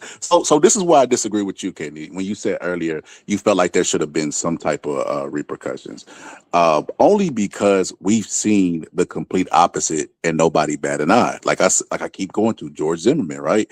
Nobody bats an eye. Like nobody was like, well, no people that defended George Zimmerman or made him a millionaire said, well, he should get something. They wanted him to be completely free of any responsibility. Why would we do anything different for a young kid? You know what I mean? A young black kid. I'm just saying, like we never gonna win until we start thinking. But see, I thought Zimmerman should have, like, I'm not one of them people who would have defended Zimmerman. I got equal rights and equal lefts to go around. Like that, and I hear what you're saying. That's part of black people's problems is we're gonna see like the duality, the balance. We're gonna look at it from both sides and see the wrongs where they're ignoring it. I mean, even in this case, like this lady's talking about like her son and self-defense and at this point he didn't have a weapon. You got to be one hell of a dummy to bring a gun to a knife fight and lose. But I'm gonna ask y'all: do y'all ever, in your estimation, think white people will ever treat you fairly? I No. mean, as a whole, no. The Okay, society, so no. so let me ask you: what's the point in staying in the house that they control?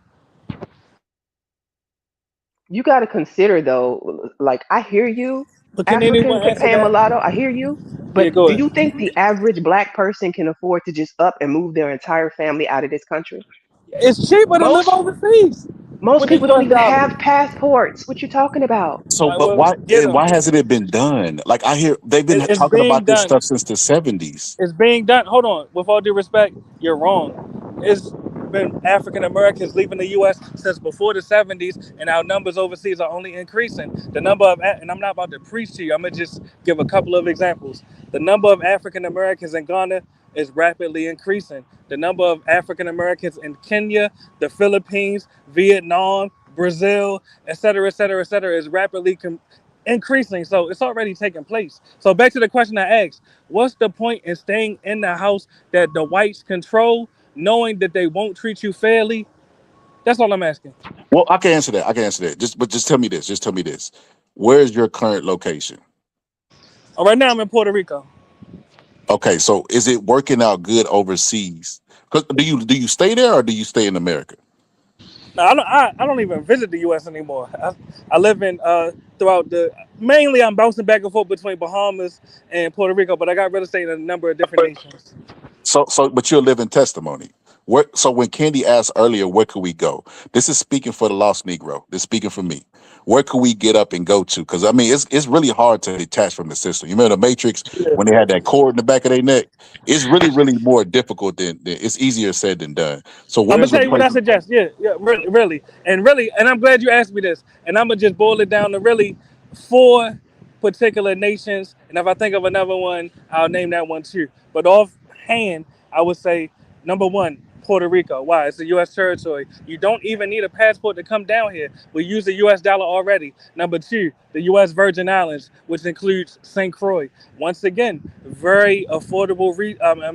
Very affordable real estate. Just like there's very Hmm. affordable real estate in Puerto Rico. And once again, you don't need a passport to come down here. We operate off the U.S. dollar. Additionally, Ghana and Benin. The reason I suggest these two is because Ghana has a right to abode, meaning if you're African American, you can literally go to Ghana without a visa and stay indefinitely. Now, the process to get citizenship is a little more difficult, but is a pathway. And the Yeah, final one I'm gonna they got a suggest, process like Israel, where essentially like it's a right well, of return yeah, if you have yeah. like a genetic ties to Ghana and West Africa. And the last one I'm gonna name is Benin for the same exact reason, but their pathway to citizenship, pardon me, their pathway to citizenship is a little bit more direct. I put the website where you can apply for Benin citizenship in the back chat.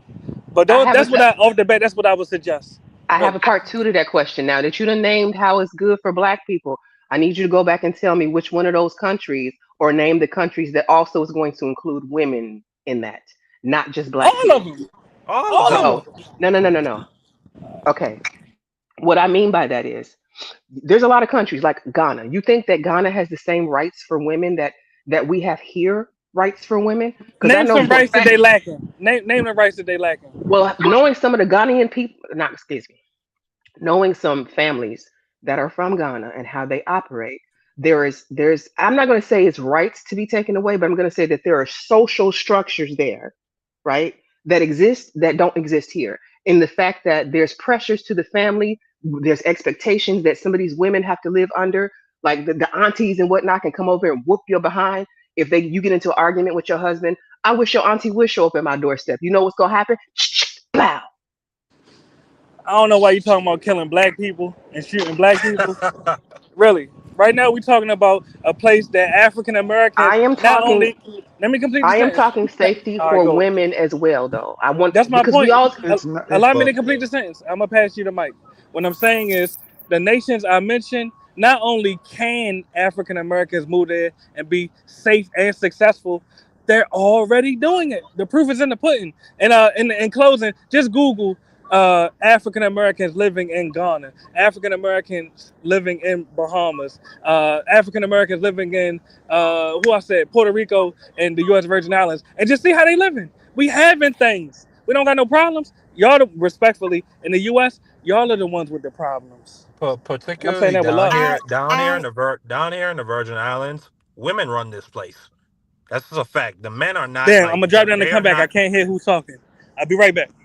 Yeah, but the men are just not on the same level. Like the men, they want to be, they want to be construction workers. They want to be engineers. They want oh to be, I need you to know, phone a hands friend. on type of guys. The women down here, they're lawyers. They're real estate brokers. They're goddamn they're lawmakers. We right now currently in the St. Croix and St. Thomas legislature, we have majority women for the first time in history in both. We're about to have our first woman governor in Stacey Plaskett.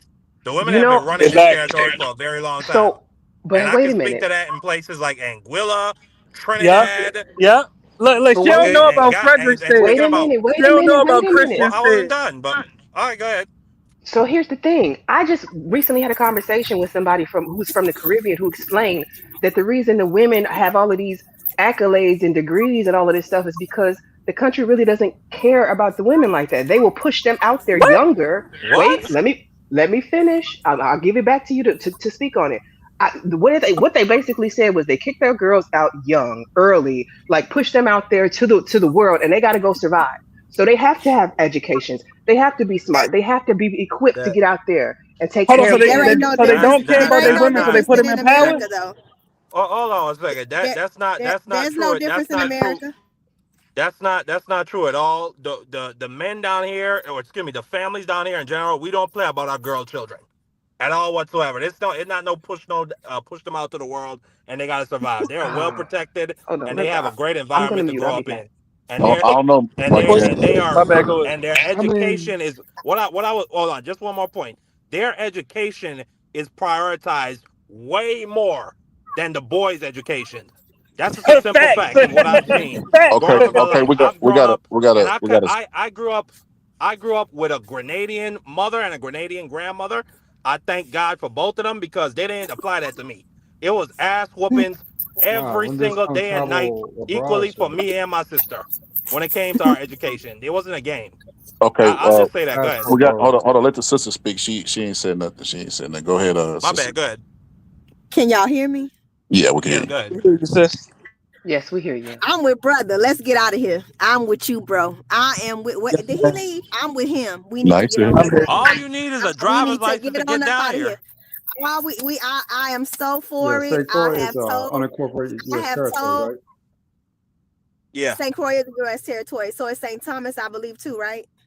yeah. Yeah. St. Thomas, St. John, St. Croix, How Rhode y'all? Island. Yeah, all of them up there.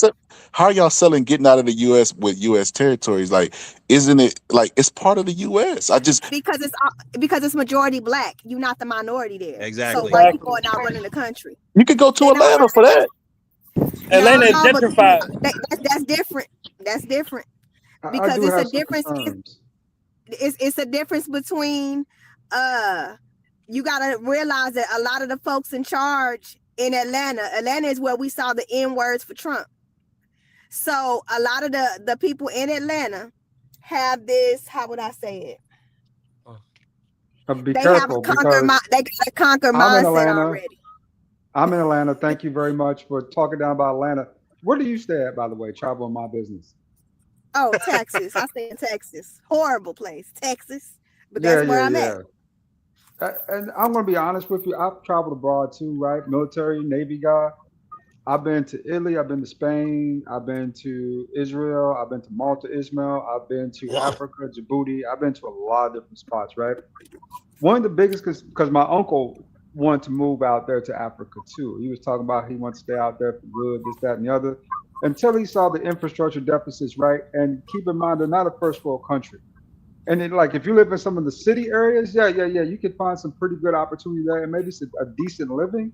But anything outside that, though, could be some cultural adjustments, right? Too, that we both kind of saw. So that's one of my big standstills about basically moving to Ghana. Now, St. Croix is an unincorporated U.S. territory. Puerto Rico is a U.S. territory. Feel free to move there. Just saying. Say that again. I couldn't hear you. Croix I heard what you said. Say Croix and Puerto Rico are U.S. territories. If you want to move to those, feel free to. I mean, it's still U.S., right? Still get the same benefits. Yeah. But if you're talking about like second world countries, developing world countries, I'm not sure if like I'm ex-military. Of course, I know how to set up a tent, MRE, and just kind of live off the land if I need to. But most Americans, they just ain't ready for that. We too spoiled. First world country, yeah. Not only that, like St. Croix, Puerto Rico, the Virgin Islands, we have an insurance policy with the fact that we are tied to the U.S. So a lot of different places, when they have natural disasters, they're screwed, and they're screwed for decades. When a hurricane or an earthquake hits, we get FEMA dollars. We get repaired Didn't Puerto relatively Rico get quickly. screwed So though? we Exactly, bro. Didn't they get screwed too? No. It's so. Hold on a second. They're not as screwed as Dominica. Okay, Dominica is Well, still that's screwed. debatable. They're still destroyed. Let me say this. I'm in Puerto Rico right now, in the capital city of San Juan. We're dealing with water rationing, meaning 2 days out the week, literally your house ain't gonna have no water, no running water. That's a fact. Yo, In I think Dominica right now, they're not dealing with that. I speak for every black middle class person when I say, now Master treats me nice. He keeps my water running because I ain't finna go nowhere. I gotta be rationing out no damn water. I can't speak on that because on St. Croix we have cisterns. We don't do public water over here. So if rain hits your roof, that's what you got, and you could take the water from the sea and you got distillations. So I don't gotta worry about that. I don't know what they got going on in Puerto Rico. But just to bring everything back home, this is what I realized, man. I mean, as an African American, you have two choices. You can either stay in the U.S. and complain about how the Caucasians treat you, really mistreat you, or you can leave and find somewhere better. I agree. I ain't lying. I agree. Yeah. I just got to get my husband on board, but I agree. I've been trying to get you a nice piece of land down here. I've been trying to make the moves to be do family nurse practitioner via internet or via at home, so that I can move and work from home. And like that was like one of my main goals, so that if we needed to get up out of here, we could get up out of here. Yes.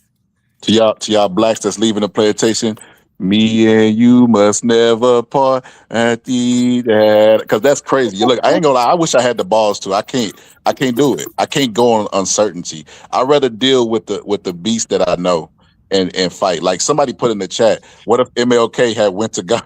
That's a fact. History would be completely different. Like, I don't know. I don't know that I not to cut you off, Chef. The thing is, though, it's so regressive and so tense right now that it's just not a place that mental health of the kids and the kids coming up, like, stuff is just happening in reverse. It's not getting better. You would think at this point in time, 60 years after MLK's death, that we would have MLK and 60 years after Malcolm X, we would have a different outlook in this country, but it's the same. It's the same thing going on. And what's gotten worse is that, even these other people coming here, the immigrants coming here, are taking on the Tribal. ideologies and giving us the same grief. And it's just like, and they numbers are growing while we are kind of becoming more But of a minority. So it's crazy. that's always been that way. Like going back to the Asians and how they used to talk about black people and saying, "Why do you need assistance? We built Chinatowns in San Francisco and New York. Y'all are just always looking for a handout." That's always been the way it is. I'm not Yeah, surprised when some big black dude from Nigeria comes over and calls black people lazy and says, "Why aren't y'all able to accumulate wealth the same way I did?" And they don't know all the historical intricacies and the way how the system tried to hold black people down. And a lot of them don't care. and plus, if you ever go to their countries, you find out they far worse off than we are here. You know what I'm saying? You go back to their homelands. Remember, they came here, you know what I'm saying, because they were looking for more opportunity. We didn't go there looking for their opportunity. So, you ride our civil rights, what I'm saying, at least show us some respect, right? So that's a whole nother conversation in general. Hmm.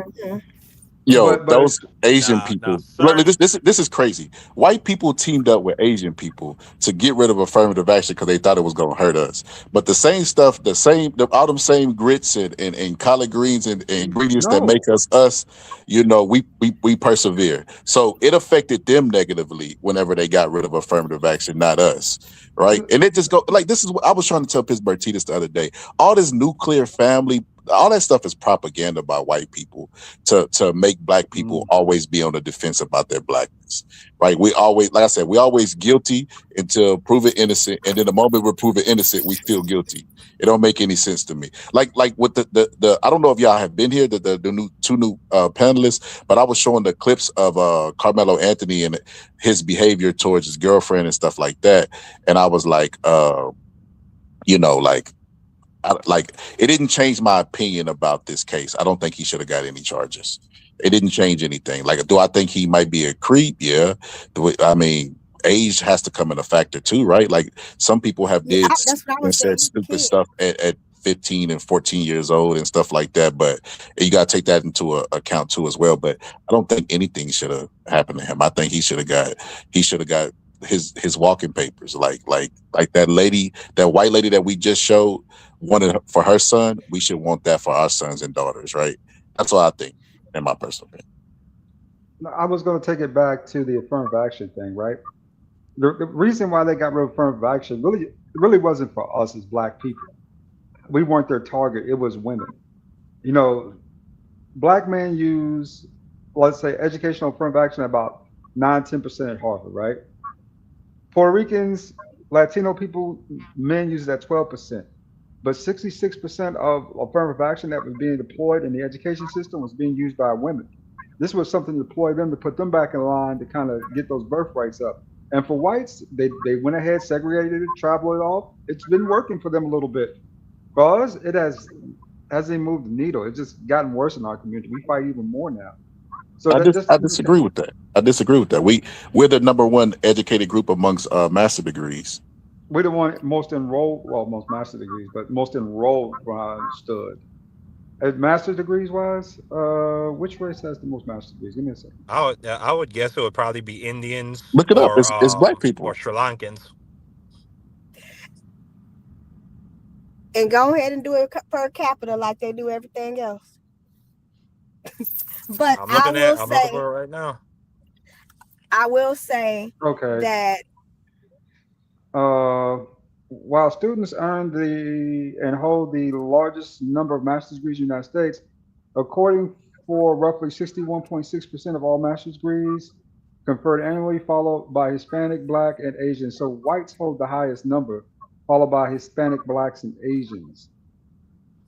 So I'm not Yeah, exactly sure. this is more white people in America, but if you do it like and you adjust for population, It we're the says, well, what I'm looking at from it's a study by My Asian Voice. It says 27% of master's or advanced degrees are held by Asian Americans, Asia. then followed by 16% whites, Then black people come in at 11%, and then Hispanics and Latinos at 7%, and then Native Americans at 6%. So Okay. so like I said, Indians, Koreans, Chinese people, Japanese people, Sri Lankans. Yeah. But again, that's not per capita. That's not No, per the population. that was done the study was That's done on a per per capita basis. that's per the whole of master's degrees. Well, the study For says it for was done on us per capita only for basis. us. Oh, okay. Well, anyway, I don't even know. I'm not even fighting against that or for that. I just know that I was down for getting up out of this country. That's a great idea. And also, when it comes to the Carmelo Anthony case, I still believe it was self-defense. So that's not changing my mind. And that's all I have to say about that. Well, listen, anytime you trying to look for a piece of land, you know what I'm saying? I could leave my number in the back chat whenever you and your husband are trying to get down here and trying to build your own castle, and you give me a call and I'll help you out with that. I'm trying to get my trade name registered right now. Marcus Molinar Housing Development Company. Right now I'm working under my mother in Showcase Realty, so I can always help you with that if you're serious about coming down here, because it's a lot of black people, it's a lot of hot sun, it's a lot of beautiful living, a lot of beaches, a lot of good food. People I are agree. generally friendly. I love living down here. I wouldn't leave down here for nothing. Plus round trip tickets ain't too bad either. Looks like $691 to get you back from Atlanta. That is nice. Yeah, come down here, pour some money into my economy, man.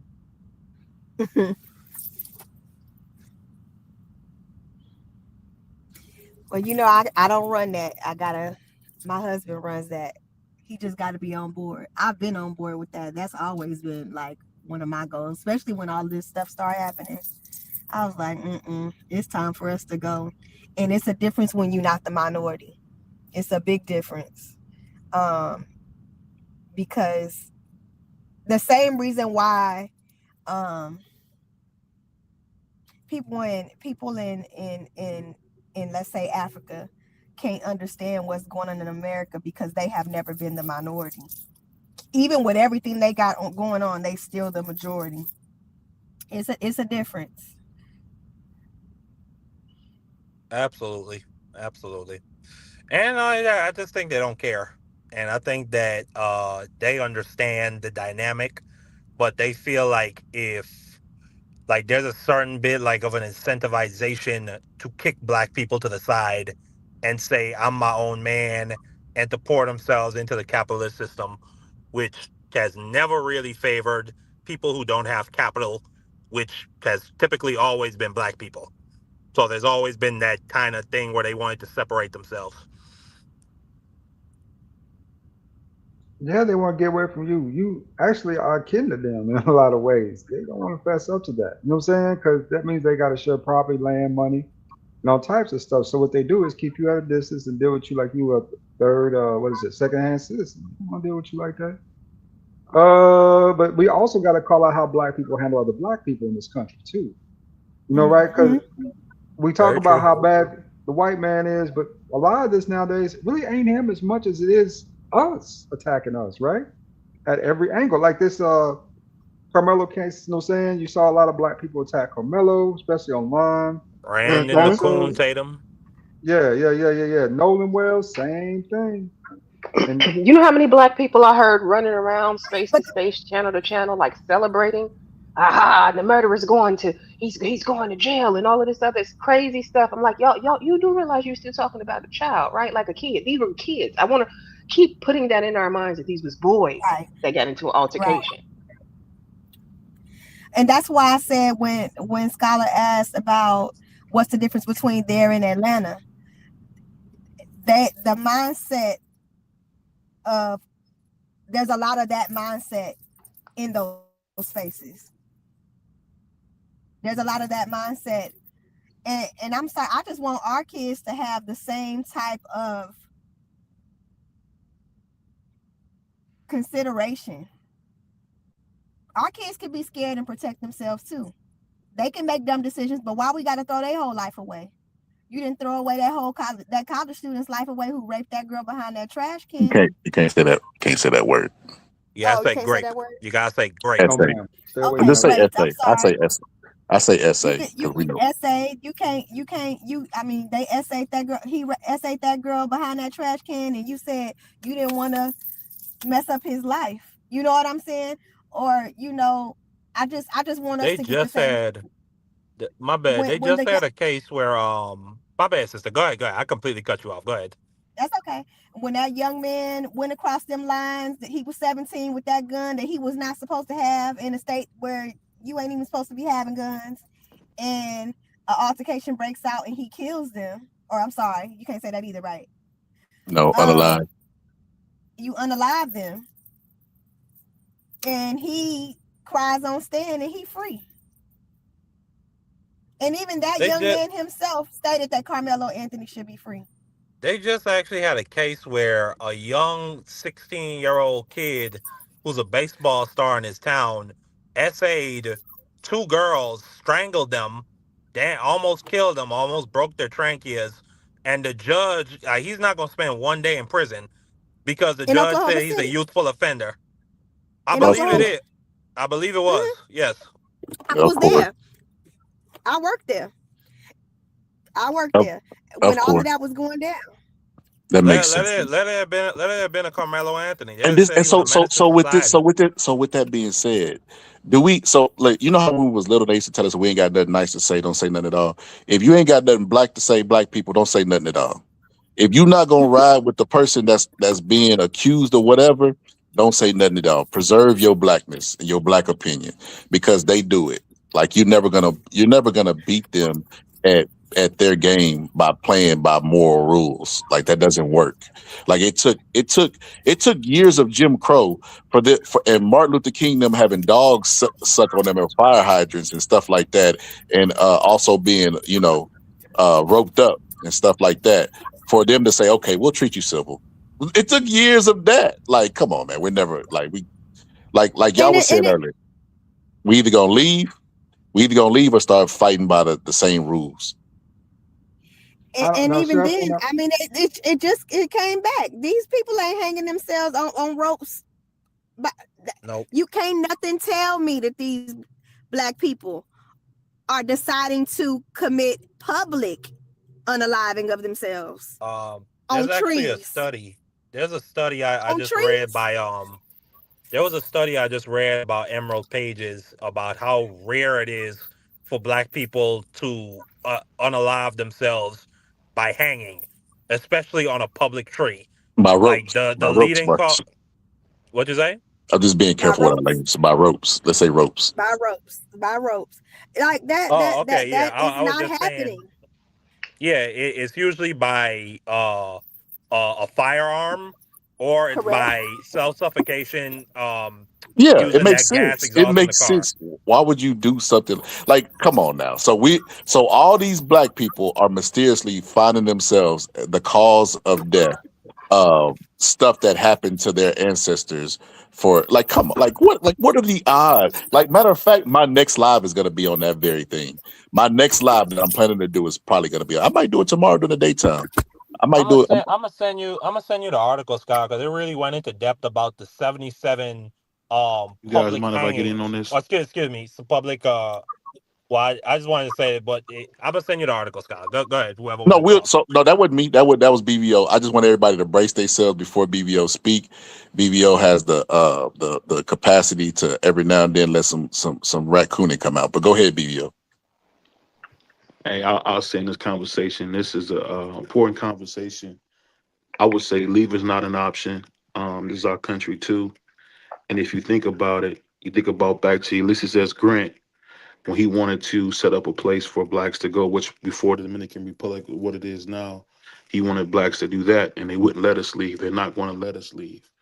I think the thing is, blacks will never separate from this country because we're part of it. We're ingrained in it as well. I just think that the sad thing is that we have to continue to watch our children pass away or see our children put in crazy situations like this. But The thing you got to remember, there's a book I read called Without Sanctuary, another one called The Delectable Negro. I think people got to understand that hate runs deep. It's deeper than just systemic. It's actually, people are taught this like a religion to hate black people. And I think that it's important to inform your children to be very, very understanding of what they're up against, especially when they're in the suburbs. Some of us work really, really hard. I remember working 15, 16-hour days in the car dealership so I could buy a house in a better neighborhood because I didn't want my daughters to worry about, violence and things of that nature. So it's an ongoing thing. I think there is no right answer, but I think we just gotta really come together as people and get together on the same side of things and continue to build our own communities. One of the community I live in now, actually, about 50 or 60 of us bought this area, and we kind of came together to make it a safer area. And I think you can do that. It's just that you got to get like-minded people. But for some reason, we've been bred to not trust each other, or I hate that black dude, or I hate that black woman. It's tough because we kind of have all the things that we say we hate, and then we have that inside of us, and we got to continue to work on that every day. But that's just my thoughts on it. I just want to add that tidbit that it's not, there is no one way to fix it. It's just something that we got to continue to work towards together. I like the BVO without coffee. Who's this nigga on this BVO? What? Huh? This man always pull a Samuel Jack. What's wrong with you, man? Be Well, More I'm gonna say serious. this, brother. My people fought in the Civil War too, right? You know what I'm saying? He got black blood all through. Remember, Abraham Lincoln was losing due to concession to South Carolina, even though he put out the Emancipation Proclamation, right? It's when you let blacks fight in the Civil War that he started winning his battles. And that way, you know what I'm saying? Thus, the 13th, 14th Amendment start getting pushed through. USS Grant finishes the job by making sure that's through every aspect of the South, which is probably our most difficult territory as black people that we tend to, how you say, congregate in, right? This is the most blacks live, more blacks live in the South than any place else, I think, in America. But it's also one of the most dense, racially segregated, tribalized areas in the United States of America. So, with that being said, man, I mean, yeah, yeah, yeah. Do I think things can get better if we get in there and straighten things out? If we stand on our laurels? Yeah. Do I think we need our moral passion and convictions? Yeah, yeah, yeah, yeah, yeah. But we also got to recognize when we're being played with, right? As a community, like, oh, this is the law, so why are we not worthy of the same treatment under the laws as they are? That should be our major question. But as far as leaving America, though, hell no. Nah. Would you let these people run you off your land? Bro, you was born here, raised here just like they was. What makes them any better than you?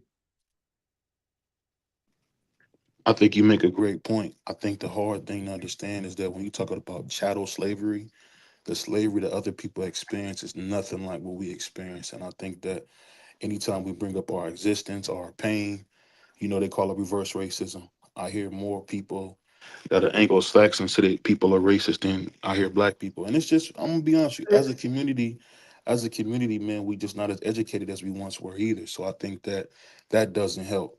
For some reason, we worship, um, evil, ghetto, stupid stuff. Prime example, I hate to admit this, but Adrian Bronner being an absolute buffoon and a, Crash a out. filthy pig has really helped my YouTube channel grow by covering him just being a pig, because that's what Fact. people want to see, and I think that's sad because you go from BET, what you had with Bob Johnson, when you had BET News, you had Teen Summit, to now you just got like almost no balance. You just seeing the complete opposite of just all ghetto hood stuff. BET After Dark was cool, but you at least at one time could watch, BET News. Now there's no variety, and I'm telling you, we're seeing something very scary where we're seeing these men, these guys who are men but who are raised by women who do not know how to control themselves, and it makes it dangerous not only for the women, but just as a community. When you got a very emotional man, I think that really leads to a lot of bad things. Now, people gonna say what they want. I just wish Carmelo would understood that just because you got into an argument don't mean you can take somebody's life. But at the end of the day, that's just what we all have been taught to survive. And my grandmother said it best, man. Do you want to live or do you want to die being a hero? That's the question we all gotta ask ourselves. Do we want to do like Martin and totally just, die alone like he did when he started speaking against the Vietnam War and American imperialism, was the same thing you heard with the Bin Laden letter. This is not a common thing. This is not an uncommon thing in America. This is what they do. They hate blacks and they want to take over the world. So It's we got to so just figure out where we fit in this puzzle. I got a question it's for so all funny that. that hold on one second, ADS, please let me jump in here. It is so funny that you brought that up. It's so funny because that is actually my topic for tomorrow. And I don't know if you're subscribed to me. This is my first time meeting you. I hope that you come through because I would like you to speak on that. And anybody else who wants to, like I got my thumbnail and everything already for it. But it's What's the crazy that you brought that what you up. said the topic? What my bad. I was doing so. What was the topic? The topic basically is why we worship degeneracy right now, and it's comparing Oh, basically What the content that Black people used to consume, the different world, the living single, the positive balance that we had in media and in the stories and what we used to watch and consume to ratchet TV. That's all we watch now, and well, I it's think, throughout the but I think culture. that that's kind of like I'm not gonna say like it's normal, but like Muhammad Ali, even though I give him a lot of credit, he was a man of don't you do this? principles and the fact that he was willing to lose his career to Don't take you? a stance not to go to Vietnam, and he also believed, like Fred Hampton believed, that black people should not be in the armed forces. But at the same time, I mean, he was a degenerate. He cheated on all of his wives, and this is something Please, going no back. Martin Luther And this King is some, slander. The and guy we I'm actually prop up our I'm civil not gonna. rights off of. We shouldn't Yeah, talk down yeah, to him my like yeah, it's some epiphany that saying the man was human. No, I You know what yeah, I'm saying? don't. I yeah, Like don't. I yeah. don't. That's So, fine. Only in our he okay. community, But may what not. I was just gonna only in our what I was just community gonna do we briefly do we say. do we Hold on. vilify Hold on. our Hold on. Hold on. heroes. No, Why you no, getting no. so But tough? I was just gonna briefly say it. Yeah, I was just going to say this quickly, but I think throughout history, like you go back to ancient times, that's always been a thing for young people. Like young people back in ancient times, they used to dream about being warriors and going out and slaughtering entire villages and towns of people, and they thought that that was some proud shit to do. Excuse me for cursing. Growing up, one of my favorite movies, and I don't know, it might have been one of y'all favorite movies too, was Paid in Full. I loved Rico, and I loved Scarface. The way how he came up and he was a killer and he was making all this Mhm. bread, and then how he went out in the end. Now, as a young kid, you really stupid. You don't realize like this is a horror movie. You wouldn't want to be Yeah. nowhere around these type of individuals. You Yeah. wouldn't want nothing to do with that. But that's like a childish mindset. And I Can think I that get I in we agree. there? just in a new age of this, where you No. Hold got on. dudes Hold on. like Hold on. NBA Hold on. YoungBoy. Gentlemen, I've been What? screaming for the mic now about 5 minutes, and y'all been this I'm same gonna Oh, back my say and this. bad, forth. my I'll bad. say I this, and was I'll pretty pass it quiet right. myself, brother. I'll pass it right to you. Hey, hold on. Everybody want their voice heard. So but I'm gonna let me moderate. Let me moderate. So I wanted to say this. The trick of propaganda of white media to me is making black people believe that they're different from everybody else. So we spend a lot of time defending us watching or consuming degeneracy when everybody does it. That's so frustrating to me. Godfather, Goodfellas. Okay, Donald well, Trump, there were people that voted for Trump because they literally said politics was boring. They wanted degeneracy. But go ahead, brother. What was you saying? I was gonna say, man, what you're seeing is the symptoms of a lot of different stuff, right? Which is destruction or basically urban rot of the black community. I mean, we didn't get hit with one or two things. We got hit with 4 or 5 things at once. Remember, we're a new race of people too. Black people, our version of black, it ain't been around, saying, especially freedom wise, over 150, 200 years. So, saying we're grateful to be here. Let's start with that. But we got hit with 4 or 5 things in the 80s when we were on our way, and in the 90s as we were progressing, right? Throughout the American kind of hemisphere. You got hit with heroin, you got hit with crack, you got hit with dope. You know what I'm saying? You got hit with sickness and disease, HIV, different stuff, untreated stuff, right? Mental conditions, while also being influenced by television, media, music. And you know what I'm saying? You got the single family home epidemic, right? All being influenced by these same things. And your kids are growing up in survival mode. So what do you think most of these kids are out here doing like these awful things because they really want to? Or because you feel as if this is the only way they can fit in or do certain things? Yeah, peer pressure definitely No, has I don't think a it's that. I think it's a level of immaturity.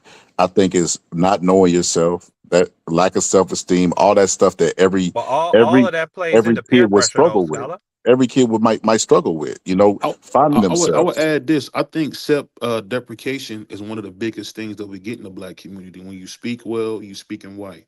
When you handle things with class, you doing it like a white person. It's like, there are certain things that are eternal to life. Like for me, being married. And I think that sometimes in life, we forget that at our greatest success, we had a 90% marriage rate at one time. Now you see we're the only community that glorifies the rivalry between man and woman. So everything that's normal, the nuclear family, anything that's normal or just common behavior, well, it's always something extra when it comes to us. Just think about this. Take black out of it. Almost every human behavior now has a pharmaceutical answer to it. Sleep, sex, energy. Like there's something fundamentally wrong with the country as a whole. It's not just a black thing. I just think that as black people, we got to figure out what our niche is, just like I see them do here with the Asians, or I see them do other communities, the Jews. We got to figure out what our niche is and live within that and be okay with that. And I think that's the hardest thing to do as a black person, because we were taught that we're part of this nation. And at the end of the day, we're not when it really comes down to it. You guys realize that we only own 1/2% of all the wealth in America, black people, all together. So every millionaire, billionaire you hear about, less than 0.5% of America's wealth are held into black Americans' hands. And I think when you see that, the disparity in income, the disparity in education, these are highlighted things that show you why we're failing as a people. And it's okay to watch, crazy stuff and all that. But I think the thing is we trying to sometimes we embody it. I think that's the problem. I agree with some of that. Sometimes you just gotta grow up. I think that's a development thing, right? If you have a lack of fathers in the home, your kids stuck in survival mode, trying to figure out life and which path to take, and the only type of support or positivity they see is people making money, saying women looking sexy, and then just other things, saying that don't help build any character in a human being, right?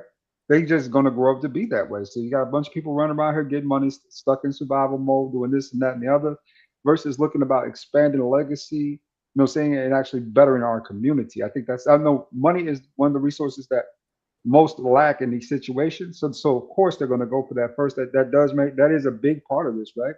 But also, saying how you raise your kids, saying, or saying you teaching your kids at home, saying some of the better moral fiber, right? In America, are you teaching your kids, saying to be cautious and be smart about certain situations?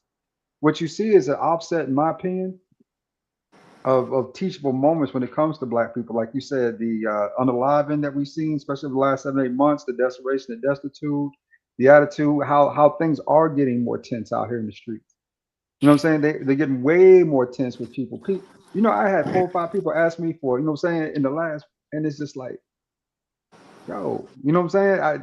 Everybody's stressed out. So, I mean, we just have to be more mindful of that, but also give people better opportunities and better options in this life too. Because a lot of people feel as if their only opportunity and option lies on that particular path, which leads to destitution and ultimately failure, right? So those are things we got to work on as a community. I'm gonna be honest This with I y'all. think you have this the thing I'll say. I You got got something to say. slaves who never got a chance to grow up. That's the thing you got to remember. If you take it back to the Bible, the children of Israel, when they left Egypt, they were slaves. They were not who they became 40 years later. What I'm saying is, when have black people got the chance to get that maturation process as a people?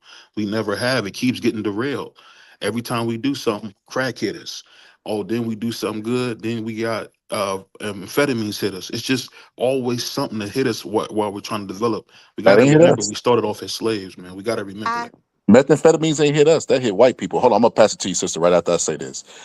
Listen, I'm gonna say this, and I don't know if y'all are on the same page, but black fatigue was hijacked just like woke was hijacked. Those were black terms, and it was basically talking about our experience. And white people are good at propaganda, so they gonna spin it. Like even white privilege that was made by a white woman, you know what I mean? Because the black women that helped her fight for feminism, she seen that they were third class citizens, so she came out with white privilege. They even started to flip that and say black privilege. It's a privilege to be black because we get so much of the benefits and all the other stuff. I think I can speak for the souls of my ancestors when I say I don't give a goddamn what white people say or think about black people. I don't care Maybe. because they look at us and black people will say over and over, we're not a monolith, we're not a monolith. But then we're always defending ourselves as a monolith. We're always, well, this is what black people need to do. This is what they never are held accountable and talk about what they need to do for the least of them. You never hear them have meetings about what they need to do about PDF files. You never see this. But with black people, we always grouping up and having backroom meetings about like, hey, we need to stop doing it. We can't control what other people do, say in their households. All we can control is what we do, right? And I think that we've made a bunch of strides. You don't have to take my word for it. Just look at what we've done and accomplished. Like so, a while ago, when I made the point about the educated group, we are not the most educated group, so that was false. So I'm going to put the actual stat up. But in the meanwhile, sister, go ahead and say what you were saying. So I wanted to rewind on a few things that was discussed. First, it was talking about how we sister was talking about degeneracy and how we intake that. And you have pointed out that everybody does. You know, before we had our reality shows, it was world first. And that was a majority can we say YT? White, Majority white Caucasian. cast, majority Caucasian cast. There was a sprinkle of us in there, but it was them and their degeneracy. They even had the Guidos in the what's that show that I used to watch where Jersey they had Shore. the Italian people and all of the stuff that they was doing, right? Yeah, So Jersey that's Shore. always been there, but that's not anything new either. When we first saw black women in television, they were always the maids, always illiterate, always taking care of other people. When we there was the black exploitation films that were nothing about crime and degeneracy.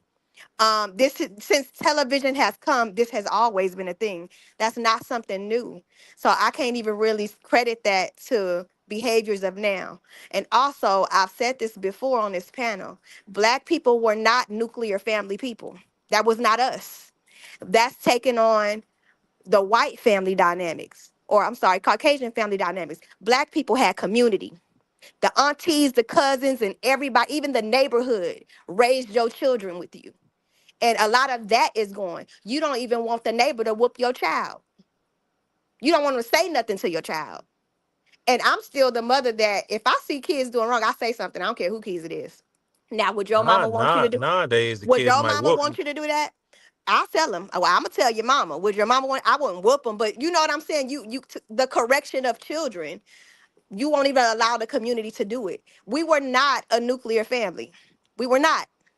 We had cousins in the house with us at our grandma's house. We had aunties that would come together at cookouts every week, eat together every week.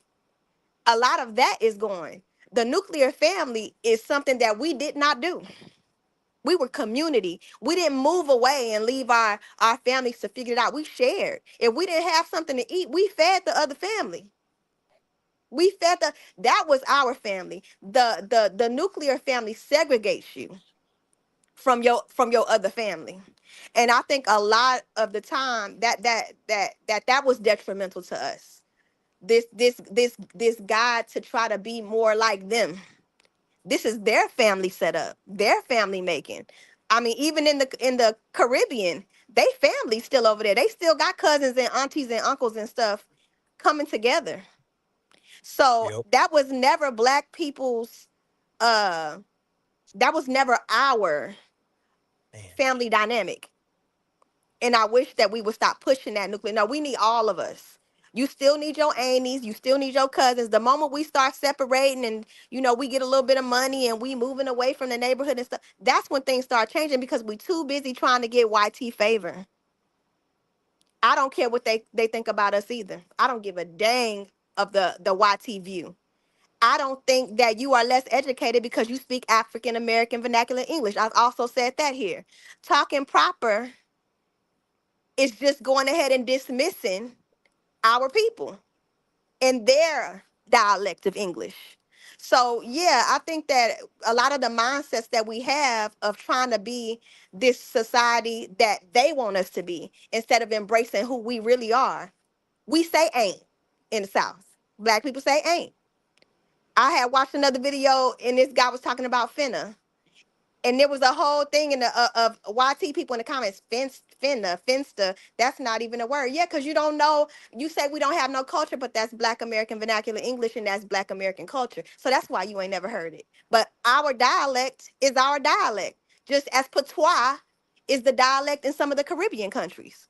So Yep. that's just how I feel. I think that we put a lot of emphasis on what YT people deem respectable, what YT people deem is normal. They normal is not our normal, and that's okay.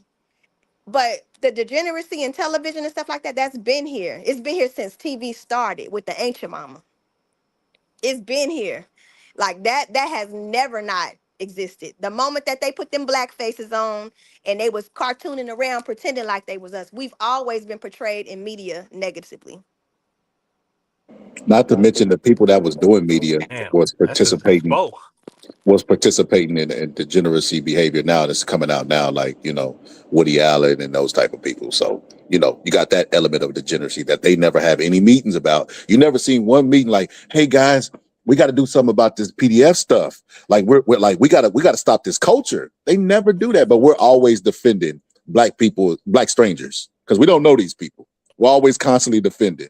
Like I said, black people, if y'all don't hear anything I say today, if you don't leave with no other message, just like they told us, you ain't got nothing nice to say, don't say nothing at all as a kid. If you ain't got nothing black to say, please don't lend your opinion, because it's gonna come out as fair, moral, all the stuff that they never do, and we're gonna end up losing, in my opinion. I'll just say this, if I could add this one thing. I definitely agree with what you're saying. I think sometimes what I'm learning is grandma was so influential that we got to get back to daddy meaning something. Because if you hear a lot of guys talk, they sound like grandma. Where are the guys that talk like daddy, who talk about going to work, how hard he had to do, how he had to make a family? Give you a prime example. My uncle and my grandmother, they came to Cleveland from Wynn, Arkansas, because her brother was lynched. Not because they wanted to. They came because their brother was lynched, and they were able because one of the guys who was working on the train here in Cleveland was from that area. He came down and brought them here. So we got to remember, man, a lot of these situations that we're dealing with are really real, man. It's not just something that we making up or we reading about. Oh yeah. I agree. My great grandmother had the same similar story, and my great grandfather, and she died at 102. So she was able to tell me out her own mouth before she passed of how my dad and my great grandfather put that gun in that YT man face in Mississippi, and they had to come here. So it's a lot of those stories, but you know, I honestly, like I have said before, I honestly don't think that um I think a lot of it has to do with grandmother still staying. Like, she was saving everything and everybody. A lot. Have you ever seen A Raisin in the Sun? Yeah, You've seen it? Yeah, the yeah. best The one was one with with Diddy. The best what's one it? was with P Diddy. I haven't seen the No, Diddy version. I seen I the watched I'm the original one. joking. I'm joking. It 1960s was What's the name of awful. version. that guy? Scholar. He's a big time black actor, one of the biggest at that time in the '60s. Yeah, it was. Uh, It was what's it? And Sidney he Poitier, was in wasn't it? in yeah, that. Sidney Sidney He Poitier. Poitier. was yes, I Sidney think it was. Courtney. Yeah. Okay, so I saw the version with Sidney Poitier. Matter of fact, we read the book in school, and then we watched the play. We read the play, and then we watched it. I said all that to say, um, Grandma was there, right? And if you know this story, Daddy was there, Grandma was there, the wife was there, and there was a sister, the grandmother's son's sister, and she was in college. She was in college, and he was working, and he had dreams of starting his own business or something, and he ended up taking the money that they had from the grandfather's death and putting it towards his dream, but the person he put it towards ran off with the money, Yep. right? And what did Grandma say? I mean, She it's been she too just long since she just said that my what did she say? My she had husband faith. worked. She had faith. She had faith She that never downed him. She allowed him to take that money, even knowing that it was going to ruin everything. She had him. She took that money. She allowed him to. She allowed him to be the man, and he messed up. And when he came back, they was sad about it. The sister was real mad, but the mama still held it together. And what I'm saying is that was a lot of what was going on. Our man had big dreams, something would happen that the mouse and the mother was holding it together. And that's why I think that you get this like and this even if you read A Dream Deferred, which is a poem by Langston Hughes, I believe. Like if you read all the stuff within that era of time, black women have been saving the family from the black man's perspective because they're the ones who wrote these stories. Yeah, that's an actual They're the fact. You ones know, that the black woman out there and with so in the weapons to hindsight, let the when men you vote. say it, like I think, like I said, the whole ideology that we have of how we're supposed to be is in through the lens of the white way it's supposed to be. It's not through the lens of how we have been living in our culture. You expecting circles and squares to fit together and they don't. So, She still respected them. She still respected her son. She allowed him to do what he was. But this has been like this for a long time, and I think that we try to fit things into ways that are not our culture. It's not our culture. It's not in us. Our culture is different from their culture. so, excuse me, but such as What? is she talking about culture and and morals, right? Am I correct? Yes. I'm saying that our way of living The was breaking not their news way of and living. text messages of Carmelo Anthony today, a lot of the black people was like, "Damn, I didn't know that about him."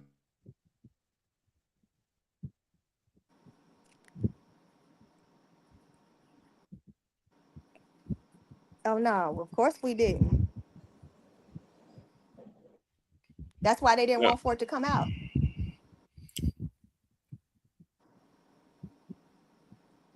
So that's one of the ways that we different. I feel like we have more of a moral compass than white people. I mean, you don't Mm, need me to tell you that. Just look at we were. I differ because I gotta be mean here. I gotta be mean, but black men don't want to solve problems. Black men are not problem solvers. I Some can black men are not I Okay. problem can speak for solvers. myself. Expound on that. I'm a Expound on problem that, brother. solver. Well, go ahead, Big J. We're listening. You got our curiosity. Yeah. Expound on that. I mean, what do Negroes do on their spare time? Talk about relationships. Talking about sex. When it comes time to talk about what you spent 20 years talking about the same damn thing all the time, and you ain't move a needle. Um, we'd rather have the Delta Novembers to take over the narrative. But anyway, are we so speaking about the Carmelo Anthony? I think that we're on this, right? Yeah, I heard that the racism from the Metcalf family and the Metcalf boys especially is not put out the light. But I really won't, you know, I wonder if people are going to, if we're going to allow the online grifters. I think some of the online grifters need to be punished, like Charleston White, because y'all could have spent that money on having a private investigator, and go into the family, and investigate the family of Austin Metcalf, and put out information out, and make it public. That's what it should have happened. And also tell people like Brandon Tatum to get the fuck off. But everybody want to play defense instead of playing offense. Well, I don't think the private investigator would have helped them Oh because yeah, oh yeah, yes it would. that Yes it would. information wouldn't have been able to been showed to the jury either which way. But if you're talking about like a public narrative and shaming people like Jason Whitlock and Right, Brandon Tatum, right, I right. I I can hear what you. But those people are unshameable. They know that they're coons. Like my brother BVO, You're missing the point. You're missing the point. If they What's the can point? sit there and talk about uh his Mr. Anthony's um family, and talk about he brought a knife, he was a thug, all that. Then I think the offense should have been okay. Well, what about Metcalf? Put all that out. That's why it needs to be a private investigator unit on cases like this, and stop letting Benjamin Crump or Charleston White or some of these idiots and clowns that we in the black community.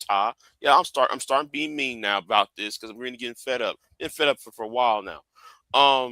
To make the narrative about the black fatigue. You need to combat that narrative. But Ben Crump I is think somebody whose firm hires private investigators. Like his private forensic investigators are helping the True. Wells family right now. So I don't know what Ben Crump had to do, but I get your point about a public narrative. I absolutely hear what you're saying. When it comes to combating people like the Tatums and the Coons like that. But when it came to the trial, I mean, I just think Carmelo Anthony, those people already made up their decision. I mean, it Yep. only took they them, what, did. 2 to 3 hours? There were They no did. black people on the jury. The only The reason only it took three, 2 to 3 hours is because they probably had like lunch that they were yeah, waiting they on. probably brought. I remember in the Emmett Till case, one of the jurors said we would have came out with the not guilty sooner, but the sheriff brought us some cokes and some donuts. Yes, yes, yes. Something So I similar mean, to that. yeah, I don't think that would have affected the case too much because that wouldn't have been able to have been showed to the jury because of this gentleman's agreement between the prosecutor and the defense. But I get what you're saying when it comes to trusting like Southern law enforcement and their investigators. I think if you're gonna defend yourself, you should always go. You should always, if you have the money and the ability, you should always hire your own private investigators to find evidence and not Well, just trust the discovery of what the government is going to give you. well, Like, generally, also, I agree with that. we got to sit up here and just put it where it belongs. Them parents, come on now, ain't no way. Cause you talk about that man. I'm so mad at that boy's daddy. First of all, why you got that man, the man that they chose to be the lawyer? Why you got him on your case anyway? There were so many other lawyers that would have taken that case, who are of color and who were not gonna stand with no black people being on that jury. Why would you? The choice in his lawyer period was stupid. But I'm but just let, gonna but go let ahead me and say also that. add And when something. you try, Oh, hold go ahead. on, I'm sorry. I'm sorry. when you also think about it too, when you think about you brought up Crump. I don't think Crump is even legally able to assist somebody in Texas. These lawyers have jurisdictions in Well, their he's state. a civil rights attorney. He's not a criminal attorney, so he wouldn't have been able to like represent him in like the criminal murder case. Right. And so, I mean, because if you go to Crump's page, you can definitely tell that Crump is pro Anthony. So, I just think that the parents dropped the ball on this. And Well, then well, too, the daddy has been so docile, he ain't said a word. That but let mama me. is always on that stage crying and talking. But let's also talk about that too, about the parents. There's a reason why. I don't know if y'all read, but there's a reason why he carried the knife, why he carried the blade. There was something going on inside that Anthony household. See, if they would shine light on that part, um, but he would have more sympathy when it comes to into the public narrative. Because let's see, one of those parents are abusive. Oh yeah, I agree. That's how come he talking like that to his girlfriend. I was just gonna Yep, say that. yep, yep. That is learned That's a behavior. learned His behavior. daddy over there knocking Yep. that mama through between the washer and the dryer, and that's what he see at the house. Right, right. So, I mean, that should be brought up too. But and this how sorry that punk ass daddy is. Right, he is a punk ass bitch. But like when he got up on what's the name's show and talking about, well, I gotta feel, I gotta protect her feelings and not his. Wait a minute, your son is facing 30-35 years. Your wife is gonna be okay. It's going outside of this. He should be the first one to be. I forgot whose show I was on. Let me be quiet. But uh, yeah, he is the problem. He would not sacrifice himself. He should have sacrificed himself. Yeah, I'm abusive to my wife, or I'm abusive to my husband, and so forth. And that's why our son is carrying a knife in his backpack. He had no ill intent. So Right, let me right. let me say this before I play because I actually have the news thing. I didn't finish playing it, and I think what Big J's talking about is in there. But before I say this is how you know this is like the country is just completely like effing crazy, right? So you look at what when people was reacting to this, the other people, the Caucasian people, right, and what they were saying. You remember they were like, "All you black people are dumb. Y'all are supporting criminality by donating to Carmelo Anthony." And then look, you're so stupid because the mama went out and bought a new house. And y'all remember all this stuff that they were Yeah. saying? Yes. Yes. Like, Yes. and, Yes. and it, to me, like it's aging like milk because like they're getting they might potentially get a retrial. Like they were conserving their money to not end up like George Zimmerman. Because I don't know if y'all know, George Zimmerman is now homeless after raising millions of dollars because he didn't know how to ration it out to his legal defense. He went and Yeah. got top dollar and all the other stuff, and now he's broke. Yeah, he got sued into the dirt. Now, George Zimmerman was facing other criminal cases. He almost got sliced and diced by his friend. He almost got shot by the other friend. There were other instances of violence of George Zimmerman, so it wasn't that's why he was losing money. Okay, let me play the rest of this. Let's see this is Carmelo Anthony's.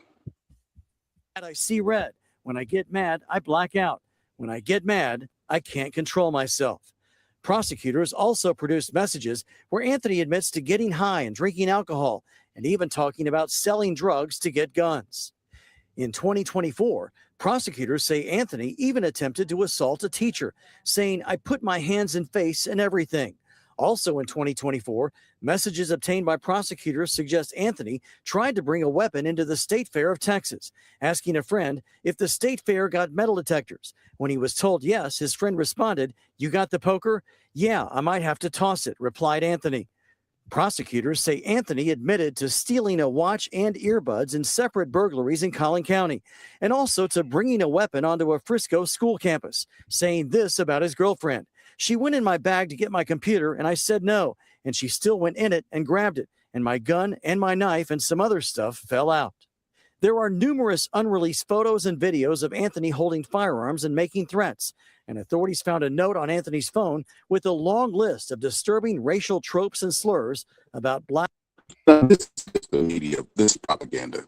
Like, you found Carmelo Anthony said some racist stuff about black people. Now he's racist against blacks, whites, and Mexicans. Who's left? Indians? Asians? Who does he like? Like, I'm like, I know propaganda when I see it. And I'm listening to the coverage of this. They were like, well, he smoked marijuana and drunk alcohol. So, like, I feel like the prosecution would have had a weak case and would have looked like they were trying to villainize Carmelo Anthony. The defense team should have let them put all of this stuff out. I agree. Blacks, whites, and Hispanics. In one message thread, prosecutors say Anthony wrote, "I hate gay people." Prosecutors Which has no bearance on this case unless Metcalf was gay and we didn't know it. To me, at this point, they're just reaching. Like, oh, he carried a gun to a public event. So, But here's his thing. But isn't that normal in Texas? yes. If they're going to release this, right? Release Metcalf's racism and his vandalism, putting KKK up on walls and doors of people of houses. If you're gonna do that, then put Metcalf racism. They did. I just got it at the beginning. I'll go back to it. I'll play the rest of this and I'll go back to it. Prosecutors say Anthony repeatedly threatened to murder his girlfriend in text messages, some of them saying, "How many bullets you want coming out of your chest?" and "I'm going to get you," expletive. He also threatened her with a knife in one message and told her in another, "When I stab somebody, I'm going to lick their blood off the blade." Prosecutors and defense attorneys were able to develop these character reports from a combination of school records, police reports, and cell phone extractions. The hearing is expected to end sometime tomorrow. It will resume it. So here's what you call it stuff. Like I ain't gonna lie, I was a little bit mortified by both. I'm gonna just be honest with you. So here we go. No, that one with the knife talking about I'll stab you and lick your blood. That's really bad. Yeah, it's bad, but it's I don't know. No, that's no, Skylar. When You ain't got nothing black to you say. You ain't got stab nothing black to say. somebody, Hold on. You ain't got nothing black to say. Hold on. You ain't got nothing I black to mean, say. you're a coon. You're a coon. How about that, Mister No. Coonsky? Hold on.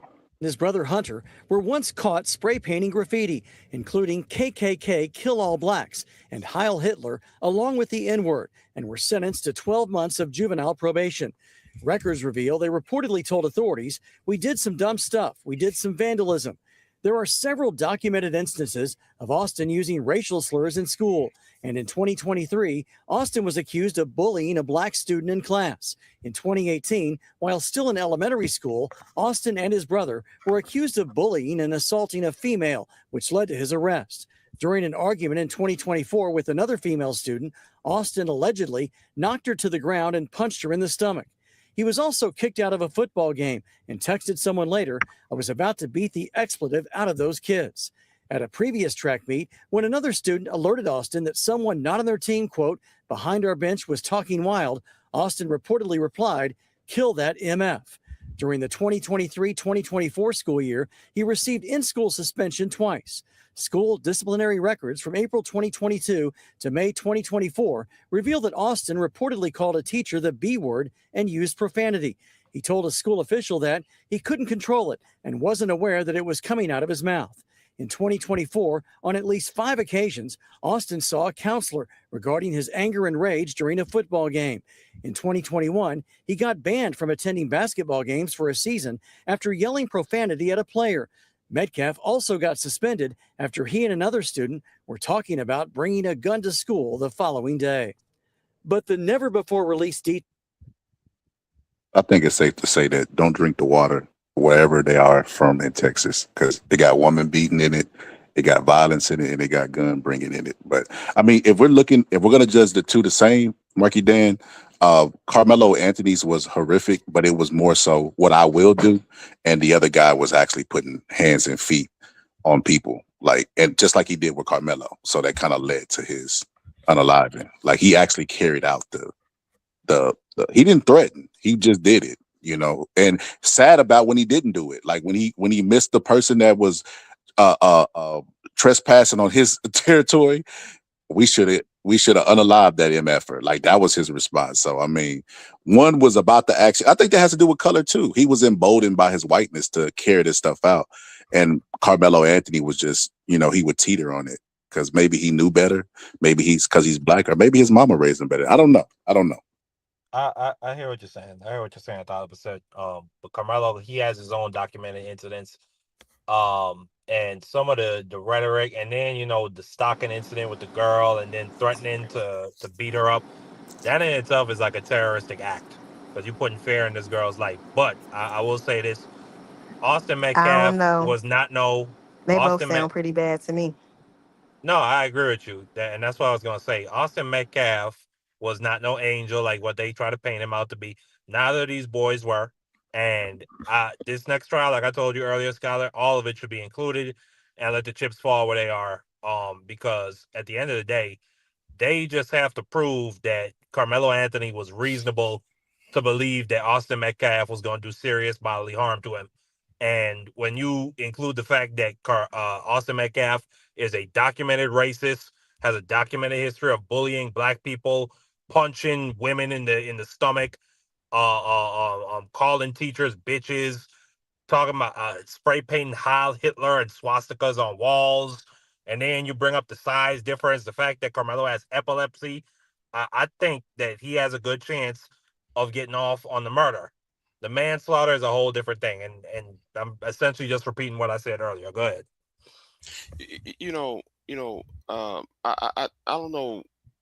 Let me say this. I think it's time to start changing laws when it comes to the media and how um, the online influencers and the grifters are doing this, right? Um, we need to bring back the fairness doctrine. Fairness doctrine has been destroyed since 1987. You need to bring that back because that will stop the Jason Whitlocks and the Matt Washes of the world who use this story to put out propaganda out, because like they do it. These online grifters have tempered the jury pool by putting out a narrative, and when the media should be neutral in stories like this. I'm just saying, but carry on. Just Yeah, freedom of speech is it's a funny thing. Like I heard somebody, basically give me an analogy.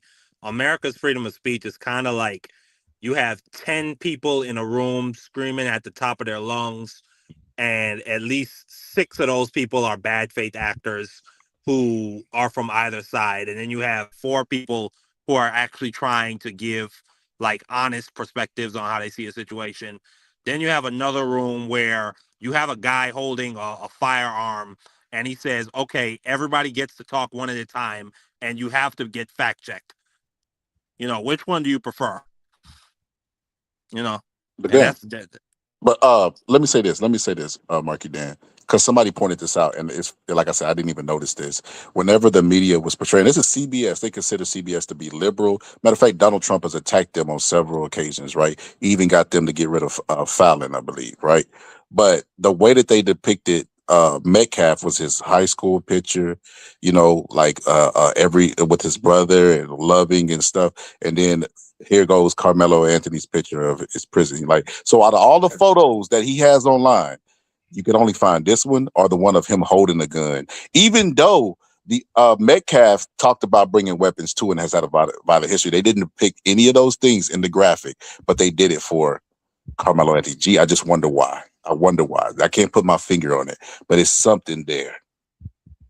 He's a thug. That's the impression they're trying to give, Yep. scholarly. but see, CBS is owned by the Allisons, and Allisons is close to Trump.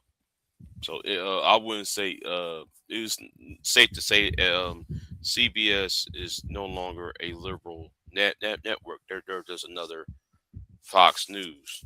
Oh, I Yeah, agree, Big J. no, they're an arm of Yeah, Israeli media now under yeah. Barry Weiss. So I Right. agree with that. I agree with that. I was just making a point that these so-called liberal stations still do white tactics, even though they're considered liberal. Like the way they portray black stories, they're still gonna paint us out to be the villain and pretend But this is under this the is umbrella a of being local fair. this is a local CBS affiliate. This isn't like the CBS. They're responsible for everything that goes on CBS and has the logo on it. Not quite. Local stations do have some autonomy. Um, Yeah, like Fox San Diego is not Fox News. Like they're not the same at right. all. Sam. Like Fox 26 in Houston. Yeah. Fox 26. They're even like they're ratchet. That's a ratchet news news station, but it's not like Quantel X and Canon's Matthews on there all the time. So they're not really actually like Fox News. The parent company. What So makes it ratchet? um. Well, you know how like Isaiah's show. So I'm down here in Texas. So Isaiah's show and the Quantel talking about the white man, blah blah blah blah blah. The same old Nation Islam crap. And then Fox 26 is very um out there. But anyway, so that's all. I mean, I heard racial. I mean, I might have heard like racial bias in reporting. I didn't hear ratchet. Like ratchet to me is like Saucy Santana having a segment on your show. That's ratchet to me. I Or they got mean, them, I or they got honestly, them folks. I don't know if you know them. They got this black lady. She's real beautiful. She's a younger black lady, and then they got this older white dude, and the older white dude is just always hitting on black women. Like they follow him around to the bars, and they were following him around during the FIFA World Cup, and he was just hitting on every piece of chocolate he could find. That's ratchet to me. Like they weren't even doing no reporting. It was just him.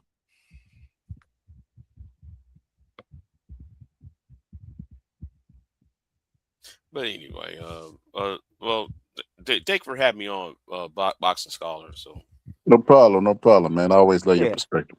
all right then. Yeah, I gotta go too, Scott. I was supposed to leave an hour ago, but we really got into some pretty great topics. But I Nah, gotta don't take you my run. son to an Don't you appointment. run now. I know what's happening right now.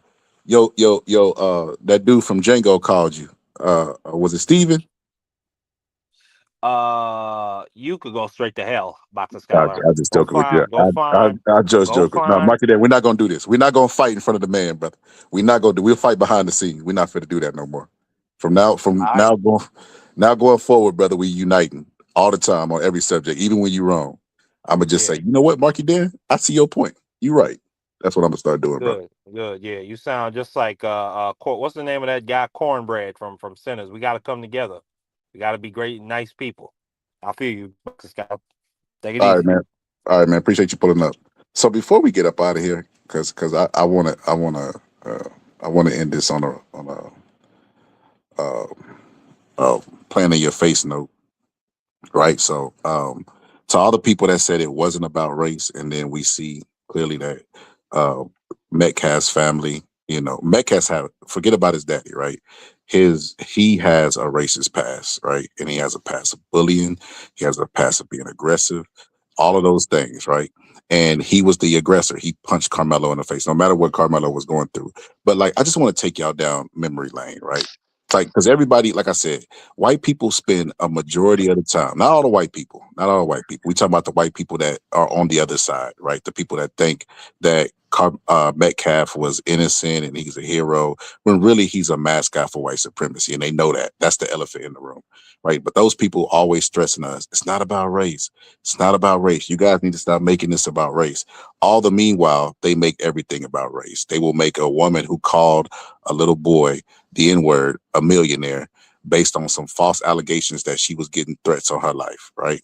So you have that where they play in our face all the time. But I just want to play this video for a second, because whenever we do something, they say, where are the fathers? And if the fathers are in the house, they're always going to poke holes into their character. Well, these people are really people that you shouldn't trust. They're not even down for the struggle. Remember Kamala, she don't have the black experience and all this old stupid stuff. So first is, where are the fathers? If they have the fathers around, they're going to poke holes in the fathers' legitimacy or credibility or whatever the case may be, right? And they did that, and they played that game so well that Carmelo, after the sentence was issued to Carmelo, the Metcalf's dad came out and did a 3-hour live. And I just want to play some of the highlights of some of the moral, non-racist, upstanding things that he had to say. So brace yourself, because it's gonna be so moral that you might fall out your seat. So here we go. You don't even know who your fucking daddy is, because 78% of you don't have your father in the home anymore. That was just a couple seconds. I didn't know he cussed. My bad. I didn't know he cussed in this video. I literally made this right before I came on, but I didn't know he cussed. It's okay. You can play it. We're past. I think you can't cuss in like the first 7 minutes or whatever of your stream. We good now. Okay, here we go. You got baby mamas running around with 8 kids so they can get EBT cards to feed you all. You think I'm being racist? No, I'm being real. Oh, you've got more melanin than me. Ooh, so you get more privileges, more entitlement? Because 400 years ago, someone actually sold you to us, and we took you over here and put you to work. And then we had a civil war to free your ass. And now you want to talk shit? Oh, I've been so oppressed. You couldn't even vote 1960. So many things. So yeah, that's live B. So many things to unpack there, right? The fact that they always go 400 years like Jim Crow didn't exist. It's always just like blows my mind. And you notice how the energy changed, how he was so passionate, like, and then this and that, and y'all are getting the benefits. And then when it came time to talk about white people's place in it, it was, well, 5 years ago, so like start whispering basically about white people's role in slavery. And then he try to justify it with, and then we freed y'all. We fought. Okay, sir. Who was the opposing I side was and just what did gonna say that. The Civil War, you brought that up like this, and we fought ourselves to free you from ourselves. What? and then you could even make the argument that white people have felt guilty about spilling white blood for a stronger union, because that's what it was about. But white people have felt guilty about that. So guilty, they allowed them to get together every year and reenact the Civil War, then build statues in honor of the people who fought to keep us in bondage. Oh my God. This is so crazy to me. And then you talk about black fatigue. You're tired of us? Insane. Look how far you've come. Look at all the free shit we give you. You're not oppressed. You're fucking entitled. You know what DEI stands for? Yeah. Means I don't have to be. This man went to what does DEI have to do with your son? This is how you know he understands the assignment. He understands the mission. He knows that he is a face for white supremacy. So he's going through white supremacist talking points. DEI, all of the Trump's greatest hits, the Heritage Foundation's greatest hits. He's about to go down the list of all of them. And none of them have anything to do with your son. You should be happy. You got justice for your son. You're happy with the verdict and still angry all the time. They walk around with a chip on their shoulder. And then I don't know if y'all caught this, but he said something that I thought was really important. Oh, because of my melanin. Because of my melanin, I'm entitled to these programs. He didn't say because I'm black. That was too specific. That was too character specific to let me know what the real problem is. You know, because you could clearly see he looked like a baked potato right here. I mean, I'm just saying. Fucking qualified. I just have to be a certain color or a race or gender. Whose broad ass idea was that? I'm gonna tell you right now. Charleston White, you think you're funny? We'll see who's laughing. Drew Anthony, you're a pussy and a coward, and you raised one. Kayla, you drunk bitch. So I was watching this and somebody said he almost slipped and called Charleston White the N-word. Let's see. Kayla, you drunk bitch. You're a pussy and a coward. You think you're funny? We'll see. Charleston White. Yeah. I heard it just now. I heard the silent N-word. Charleston White, you. I heard it right there. Yeah. He paused and caught himself. Like, yeah, had to catch myself. Got a little bit of that bourbon in me. Now, how you gonna say that? Yeah. Play it again. Play it again, Scholar. You think you're funny? Hold on. Charleston White. You think you're funny? We'll see who's laughing. Drew Anthony, you're a pussy and a coward, and you raised one. Kayla, you drunk bitch. What'd you do to that boy to make him stab somebody? What is he mad about? Can he sound like Tupac at the end of Hit 'Em Up? Like, what is he mad about? Like, why is he I'm going so down the done. list of all the people? Like, it's crazy. He like, yeah, Barack Obama. You like, what? What Obama got to do with this? This dude's just, yeah, he understands the assignment. He knows that he is a beacon for white supremacy. He's the face for it. And they choose different faces because they want to uphold it. And it's common sense, right? If you're in the VIP section of a club, you don't want to give up your VIP status, especially if you could get born into it. See, when you go to a club, you got to go in and know somebody. You got to have some type of money or something. They're born into white privilege and they're aware of it. So they want to maintain it. They want to always be able to use it, right? They always talk about a race card. Like, that's their race card, white supremacy. So they always try to uphold it. And anything, that's why whenever we call it out, it feels like persecution for them because they don't want to lose their status. They're holding on to their things, self-preservation, right? And that they know how to preserve it. One thing white people know how to do is preserve themselves. They are definitely going to do that. And that's why they always give money secretly to Karmelo Anthony's people, try to outdo us. They don't want us to give money, but we'll give money themselves. Then talk about freedom of speech and freedom of this and freedom of that, but try to coach us into not supporting and using our speech or whatever to support Carmelo Anthony or try to shame us for doing it. Well, only one party supports criminals. Like, bro, we see who's in the White House, and y'all still out there lobbying for him. But that's neither here nor there. Buddy, my God, what kind of mother are you? Hey, Kevin Hayes. I didn't realize he named Carmelo Anthony mom. I didn't know that's who he was talking about there when he just called her a B. So he's talking about Oh, her you mom. didn't know the drunk bitch was I her? didn't know that. No, I Yeah. didn't know that. I didn't know that because this is some of Now these my people. I thought it might have been the cameraman because no, he got smoke for everybody. he went on the father first and then went straight to the mom. He was going down the list of people. Yeah. I think I know what's coming next in this. If you down with Bad Boy, then F you too. Is he gonna say that next? Because damn, You fucking liar. Day after it happened. How many lies did you sit and type up on your keyboard, you big keyboard warrior? You a big tough man. You still live in Baton Rouge? Talk, Mr. Squeaky Clean. You're the only one in your family without a damn record. I guess that's something to brag about in your culture. you see what I mean? This is why I don't care what they say because they all share this sentiment. The people I literally seen when I was looking for this video clip, it was a guy reacting to it. It was a white man. He was like, because one culture only supports criminals, and we know what culture that is. And then he moved on after he said that. Like it's no different than this guy saying it, and then the little mouth. I don't know what that would be called, the mouth shrug, and the eye roll. Like we know what culture that is. We don't have to discuss it. It's already established fact. Something to brag about in your culture.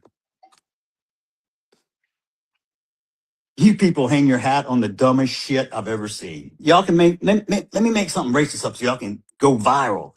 I got a new name. Let me just make something racist up. I'm not a racist, but I'm just gonna find it. I don't know where I'm gonna find it from because I don't have a racist bone in my body. Maybe I'm gonna borrow this statement from my ancestors because I don't have any racism in Yeah, me. everything that he was saying was race litten, uh, race laced. How would you say that? There's racial undertones in a lot, everything that he's Shit, running from. overtones. This he was the Yeah. mascara of racism. He, like I said, he understood the assignment. He understood the assignment, and then even after here, like, well, look, I don't know. Let me say something racist. Like you remember when JD Vance said you don't have to be afraid to be white anymore. He was talking about this. He was talking about this, like, because he inched. It went from a little bit of this to a lot of that to a lot of that to a lot of that. As the stream got on and he got drunker, it got progressively worse to the point where, he said this beautiful statement right here. Because black people make everything about race, right? And this is not about race, right? So tell that to the racist person that came up with this statement. Like I said, he don't know where he got it from, but he drew it from the gut. Here we go. For Mello, okay? Because he was such this little boy I was trying to portray. How about watermelon felon? How's that one strike you? How about watermelon felon? How does that strike you? Like, and here's the craziest part about this. And, I had my sister Queen on the panel, and she was letting the white people have it. And I was telling Queen, like, we can't do that. Like, we could discuss it and have discourse and stuff, but we kind of handcuffed it where we can say we can't online fight them the way they fight us because they don't believe in real freedom of speech. They will cancel us. They'll call our jobs. They'll do all of this weird stuff, and we see that And in the case it of doesn't CK. do any good. That's what they want. They want you to get triggered. They want you to be upset. They love the fact that saying the N word is going to send you into an emotional spiral. And I just don't have the energy nor the time. Like, say what you want. Like, I'm not going to be puppeteered by a fucking troll. Sorry. Oh, absolutely, absolutely. I won't be controlled anyway. And plus, my job got benefits. Can't do. What that girl always say in the movie. I need this money. I need this money. But no, yeah, and it's not worth it. It's like we already know what this is. We know what he's trying to do, and we know that he's racist. Like, look at his son. Look at how. Like he talked about the parents and what an upstanding job they did, while ignoring the fact that what he did with his kid. Your kid was racist just like you. Your kid would still be alive if you wasn't a piece of crap that you are. The racist piece of crap that you are, your kid would still be alive to this day. Right. Like, and see that the whole time this was happening, like, I, again, the humanity in me understands that while this man is as hostile as he is right now, he's still a grieving father, right? So I'm not going to take that away from you. You just lost one of your sons. But the thing that you're not taking into account is your actions, your thought process directly had an impact on that as well. Just like you're blaming Carmelo's people, you are responsible for your son's aggression. You are Agree. responsible for the way that you grew this boy up and raised him, and so that he walked around like big Billy Bad, and I can do whatever I Bulletproof. want to, Yep. and it can cost him his life. Yep. And Like, and the idea that he's demanding accountability but don't want to accept none for his son's decisions is insane to me. Like, yeah, okay, accountability is not just a, and that's the thing. White people think accountability is something that's a coin that's one sided. It says accountability and blacks on one side and accountability and blacks on the other side of the coin. Don't got nothing to do with white people. That's what they really think. But no, if we're gonna be accountable for the decisions your son made. Since exactly. your son wasn't upstanding either. Like, and who the hell said Carmelo was upstanding? That's what like this what I'm trying to say. Like, even when before you knew what you knew, Candy, you said Carmelo should still get jail time. And I believe my Yeah. sister on the panel said the same thing, that they still believe he should get jail time. Nobody was saying Carmelo was no angel. And even to this day, like even with finding stuff out, we're being a little bit more appalled, but like even to this day, like the mindset is still morality based. Like the justice is based in morality. So I don't know what the hell he's talking about. Because if it was up to him, Carmelo would have got life or perhaps the death penalty.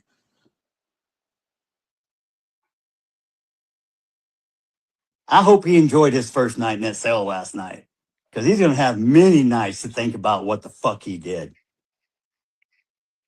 Tiffany Billions, I don't know what kind of glamour shot you steal from other people and put up on your profile, but it don't matter. Yo, this dude petty, man. Now he worried about her looks. This is real like black jealousy, obviously, right? He's talking about melanin and stuff that ain't even got nothing to do with the case and how she looks. Like, and this is the thing. It's we can see you. What can nigga, we Well, can see you.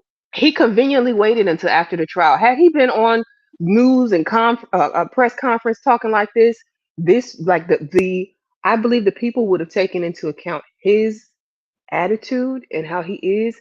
And like somebody is saying in my chat, the Carmelo family will be put on trial. His family would have been put on trial as well.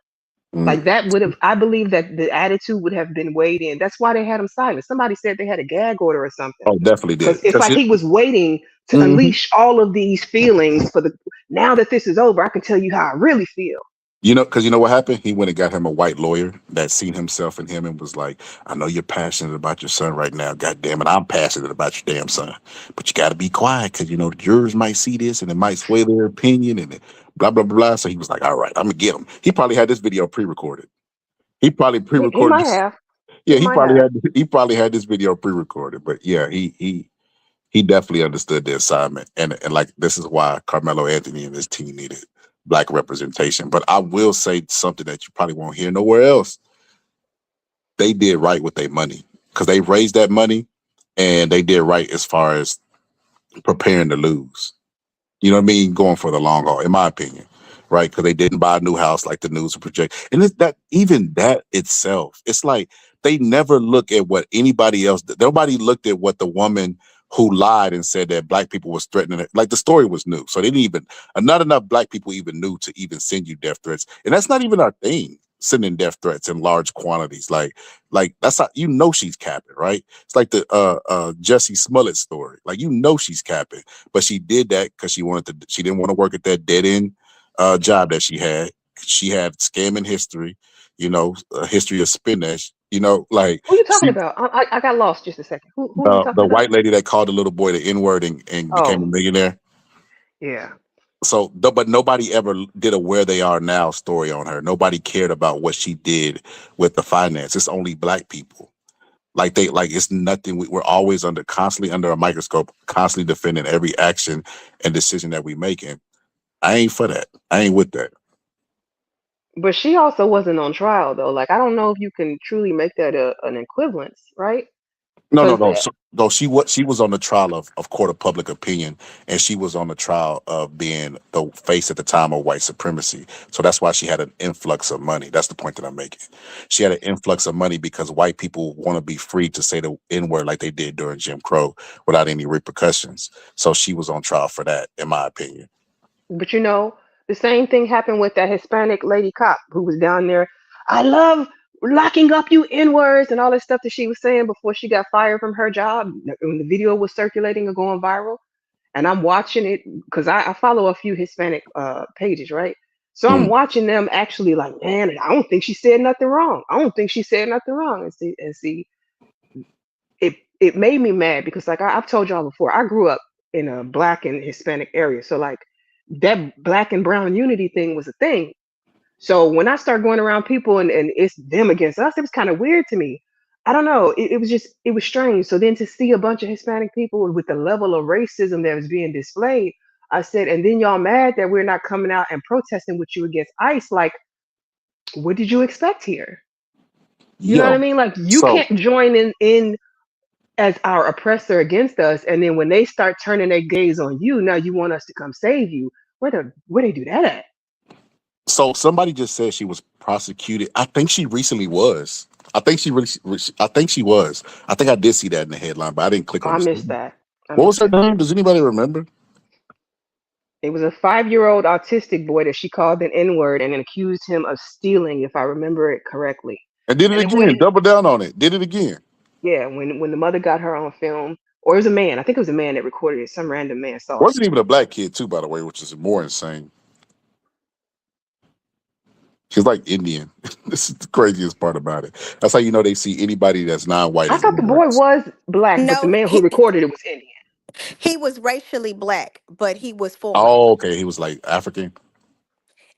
The mother, because she was foreign and because of the dynamics that we're in right now, she did not want to bring attention to herself. She might have been undocumented, we never know. She just did not want any parts of being uh being used as a tool for, I guess, I don't know how to explain it, but she didn't want her face and stuff out there or her son's face out there because she was foreign. Mm. So she And wasn't black American. She was And like I foreign said, black. he was an autistic 5-year-old. There's no place on the planet where you're going to justify giving racial slurs to a child as a full grown, fully functioning brained adult and act like it was no big deal. She thought he was stealing. It was proven that he wasn't stealing. And y'all will still run with that narrative. Take that somewhere else. Goodbye, sir. Good day. I can let you rock for a little while. You're doing too much when you get on them kids. Bye. Is it Shala Hendrick? I think that's it. Yes, that was her. Okay, let me find it. I think she just had a trial. That's all I want to see. Hold on. Well, if she had a trial, then that money's going to lawyers anyway. She's gonna be like Zimmerman. It's gonna get ate up. Good. Good. Look at God. Sister, did you have an opinion about the video? You've been quiet this time. Me and Candy been cooking on it. I wrote in the comments. It Oh, irritated me and it pissed me off. It pissed me off. Like listening to people talk like that, like mm-mm. oh, she got found It's just guilty. tripping. And she did. Oh, hold on. Look at Hold on, that's breaking news. I didn't Sophia. follow up with it, so you teaching me something now. Sophia home now. Hold on. Hold on. Let me see. Yeah, they got her for hate speech. I think that's why she asked for the money though, because No, she she was was saying asking she for the lost money her right job. away. She She was lost asking her for it. job. She had lost her job immediately, I think. Nah. She was trying to scam people. She has a history of scamming. She was making up these fake threats and saying that she lost her job and all this stuff because she wanted to do exactly what happened, um, which is get rich off of that. But I think I found it. Hold on. Breaking down claims made by defense attorney. Oh no. I don't want to see the I want to see the results. They asked the judge to dismiss it 3 months ago, but I think she actually got guilty. Okay, here we go. Here we go. Give me a second. Let me put it on the big screen. Now look at God. You know, that news made my day.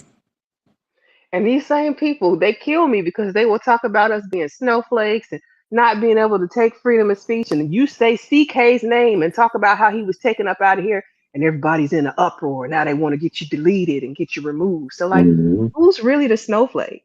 The only freedom of speech that they care about protecting is freedom of speech that is in line with white supremacy. They showed that on several occasions.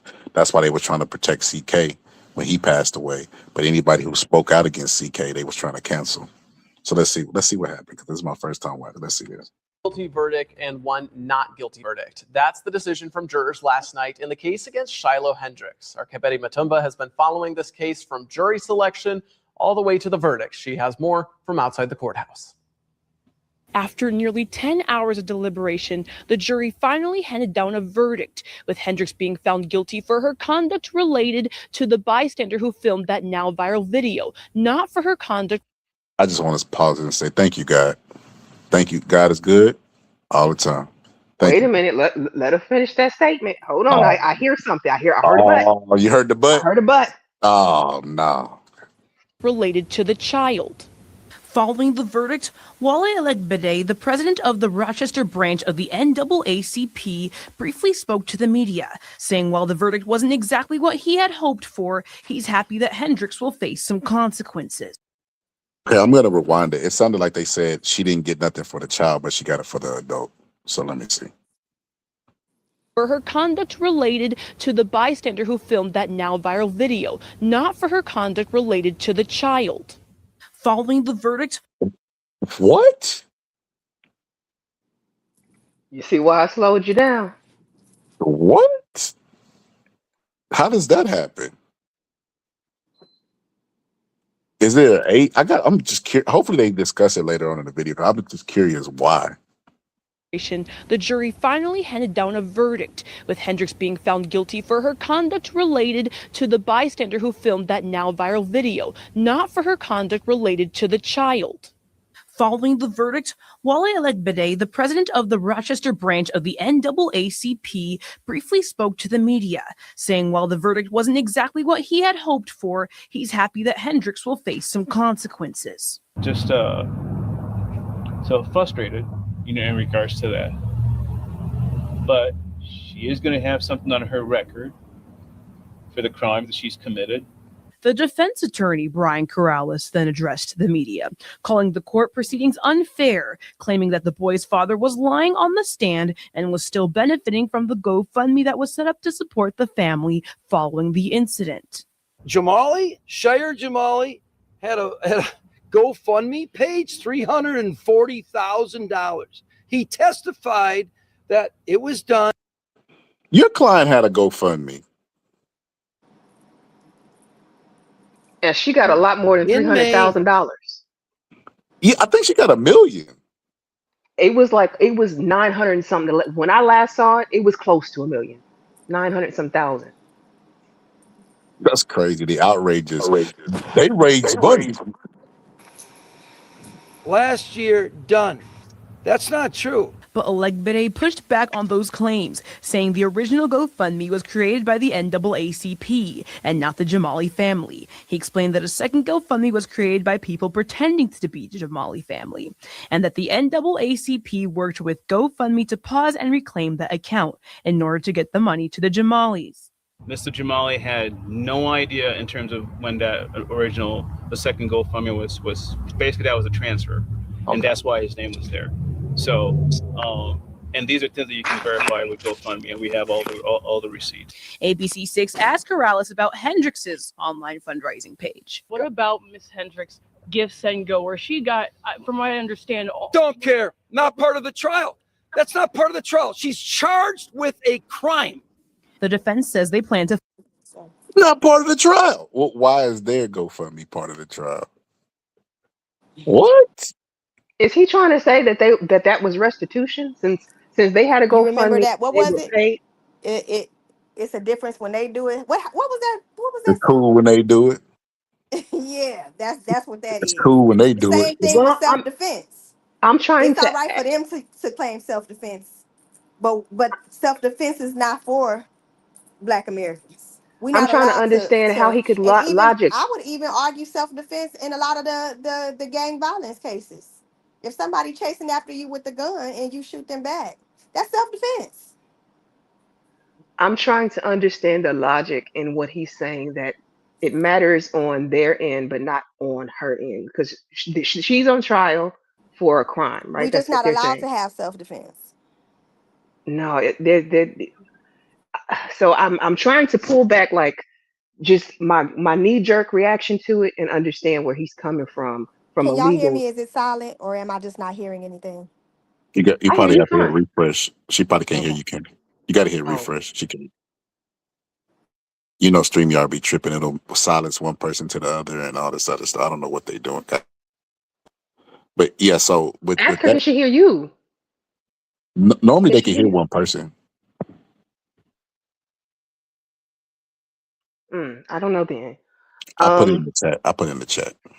So because we had a similar thing that we were discussing a while. When I say we, it was a panel of people, and it was a case that came up in one of these divorce courts or family court or people's court. I think it was people's court actually. And one lady's daughter terrorized another girl. So it was a black girl and her friends ran up on a white girl's porch, and the right white girl was sitting outside playing. She went into her house and like tried to get away. Apparently they had some dealings at school. The black girl came up on the porch and was kicking the door, kicking the door, kicking the door. And so the mother took the other mother to people's court, basically. I think it was people's court, to put a claim against the door, to say that basically your child damaged my door and now I need it resolved. Well, it came up in that case that the mother who was putting the claim against the door, the defendant said, wait a minute, she had a GoFundMe and they already replaced the door. So the judge said, well, because the door had already been replaced, there's no need for you to sue this lady. And I didn't know that. I didn't know if you had a GoFundMe of some sort, if you're saying that you need restitution, if you've been paid in another way, the court will see that as already justified and done. Because in my mind, I felt like the mother, like, I don't care that I had a GoFundMe and they gave me money for this. Your kid did the damage. I want your kid to pay still for my door. I don't care if I did replace the door. So I agree with you. I don't know how. Like I don't know why that has anything to do. Uh, have to do with anything with restitution, only because of this. You know, when they read you your rights, they say if you cannot afford a lawyer, one will be appointed to you. If you can't Mhm. afford legal defense and people are making sure you have the best lawyers, how is that part of the restitution? Because that is a right that's supposed to be given to you by the Constitution of you having a lawyer provided. And court appointed lawyers, I mean, let's be honest, are not always the best, right? They're people just starting their career. So You if got a people are right to an attorney. You ain't got a right to a good attorney. That's not what they but what promised I'm you. saying is, if we decide, okay, this person is innocent, or we want them, the justice system is not good against black people, we want them to have the best legal representation, and we're gonna crowdfund to get it. That's our business. Now, I don't understand. Maybe if you ask for it, I don't know. I don't know. I don't understand it. I don't like it I want them to because break this that is part something down that and explain it. I because this really is want. GoFundMe Sorry. has not been around a long time. So how have they already determined? Like, and this is how you know that they always change the rules. Like, this is why we can never catch up too. Like, because they control the rules on the monopoly board. The justice system has been around like quadruple amount of years that GoFundMe has been around. They took the GoFundMe and said, well, if you get all this money raised for you, that's part of your restitution. Did they apply that with George Zimmerman? Did they apply that? Did they apply that in white cases? Because it seemed to me like the white lawyer was basically saying, "Now that's for them." Like he was saying the same thing that I'm trying to wrap my head around now. Oh, that's for them. Oh, that was different. Remember Red on Friday? Oh, that was different. Yeah, I know what you're talking about. Like I said, it's cool when they do it. It's a problem when we do it. And that's with a lot of things. Same with this situation when it comes to the funding. Because prior to GoFundMe, we were doing GoFundMe anyway. It was just at the church house. They was passing around the bucket, and everybody in the community was putting in their $2 and $3 and $5 so that such and such could have a lawyer. So when they got on that so when they went and sit at that lunch counter, that all white only restaurant, they would be able to bail them out. We've been doing this. It just wasn't on the scale as where it could be documented and seen how the funds came. And they've always targeted that. The reason why the civil rights movement almost didn't make it is because they were targeting them at their jobs. They knew that they had to feed their families, and they were doing that type of crowdfunding stuff. So they targeted that like strategically. And I think that this might be a strategic move for them too, to target to where we can't get together and have the best legal defense, even though the justice system is already programmed for us to be guilty type stuff. So that's why I say we can't ever catch up, because they always changing the rules. Because this is something that I'm over there scratching my head, like I'm pretty sure y'all are too. Like, what? Wait, what?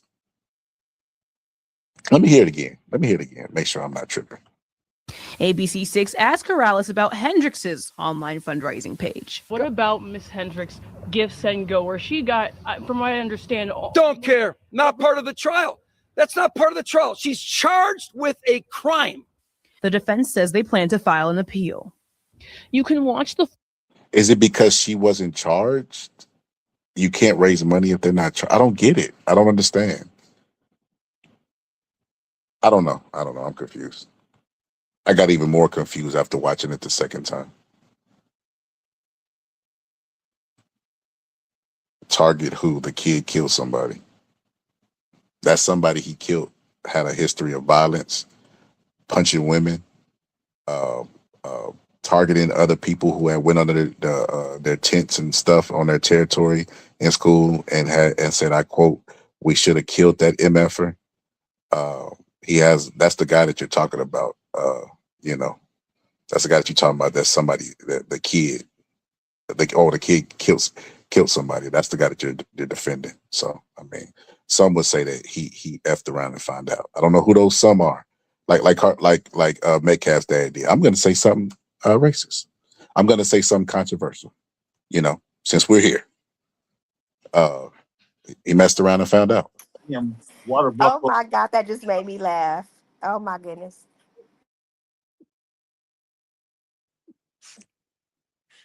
Charleston White, you look like a fucking crackhead. Even though you got money, you're the only smart person around. I told you. That he almost said N-word. You the only smart N-word around. Is that what he said? Yep, that's what he said. Smart person around. You got money. And you notice you got money, but you're still an N-word. That's what I heard. And he accidentally slipped up and said it. Like I said, that the more he started talking, the more, and you see where they get it from. The racist slurs that they're writing on the wall. What do they think that came from? Osmosis. And then they like I said, they always constantly trying to play in our face. Oh, these new kids, they beyond racism. They not racist. So the parents is teaching it to them, and they're just ignoring everything the parents have said. Get out of here. You're the only smart person around. Hoo-hoo. Hoo-hoo. You're a grifting piece of shit. Your character says it all. I don't have to say a damn word. Your actions speak for themselves. You and your little faggot bow tie? What the hell is that, dude? Maybe you and Chris King are butt buddies. Like y'all swap ties and shit. I don't know. Your little army of people? Maybe it was your Black Panther friends. Ooh, y'all are so fucking tough. You talk a big fucking game, but really at the end of the day, you ain't shit. I'll scrape you off the heel of my boot. What the Black Panthers have to do? This dude and MLK. Let me tell you another thing. Malcolm X. I don't like him. Like, bro, what are we talking about? Like, this is great. Like, this dude just looked, like I said, he understood the assignment. That's why the N-word slipped in. He knows what he's doing. He's the mascot. White people have a mascot that will pop up in the form of justice.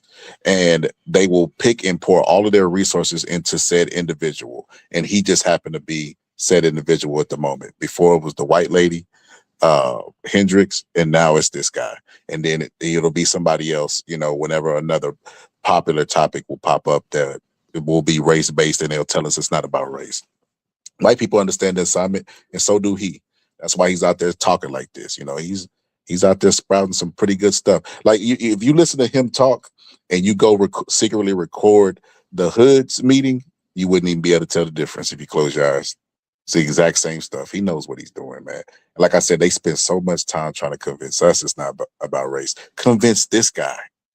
Convince this guy it's not about race. Because not only is he letting the N-word slip, but his kids is writing it in graffiti on the walls and bullying black people and punching on black women and over black girls and stuff like that. So convince them. Stop trying to convince us. I'm gonna play the rest of this, and I had a comment. I want to go back to a comment you said earlier, Kenny. Hold on. And normally, I don't normally attack people like this, but I have been cooped up and caged up in this anger, and this is something I'm trying to work on. I need to develop it and funnel it into. Sounds like somebody can't control their anger. I wonder if it's genetic. I wonder if it's a community thing. It's so funny to me, like the justification. He knows that the N-word slipped, and now he's like, well, you guys got to understand all this pent up aggression and anger. It's like white people always know how to find the right words, and the right words always look like N-words to us. They claim to not be racist, but they sound exactly like the people before them during Jim Crow that benefited off the backs of blacks. I'm just saying, they always find the white words, not the right words, the white words. A more constructive way, but tonight is the one time I'm going to allow myself. It's okay. Tonight, you see what he did there? I normally don't use the N-word, but tonight I'm going to give myself permission to say it because I'm the I real mean, victim. if the history of your son and how he's reacted tells us that you're not telling the truth here. You're just not telling the truth. It's rare. I would say it's rare. If you grew up in a household where you don't use racial words and racial slang, it's rare that you just all of a sudden, like, I don't walk around calling people racist names because I didn't grow up like that. That wasn't something that was a part of our household. So people who are constantly throwing that out, that's a learned behavior. Yeah, that's crazy to me. I normally don't do this under any other circumstances, but since you guys put me here, making it all about race, I've been pent up, and being pent up, he found all the right racist words to say, like just coincidentally. But yeah, so let me finish this. Get this ugly ass dude on my screen.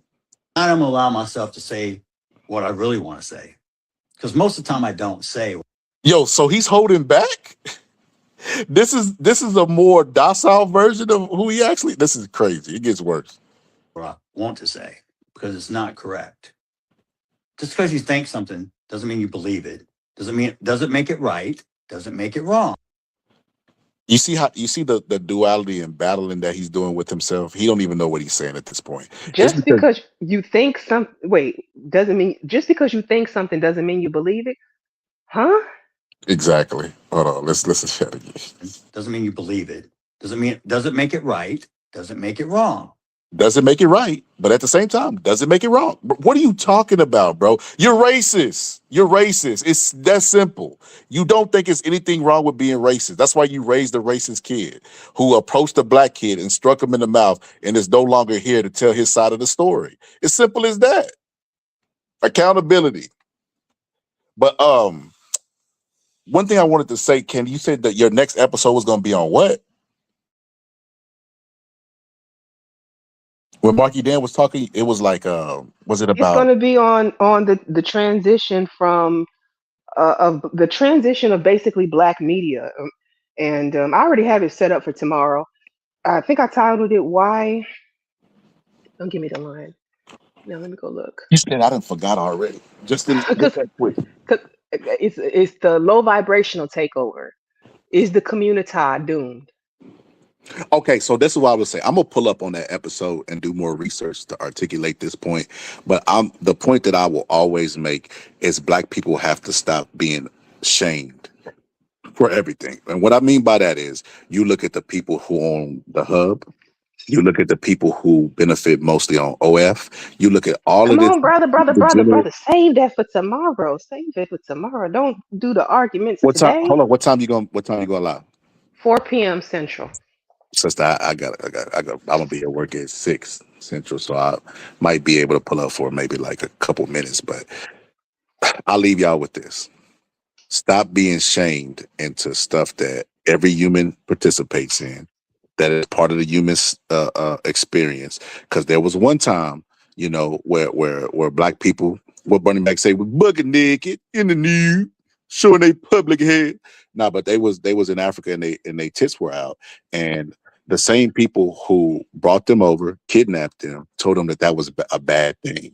Meanwhile, trying to essay their daughters at 13 and 12 years old, made them feel ashamed about their women, about their natural body. And that has always been a thing. They make us feel ashamed about our hair.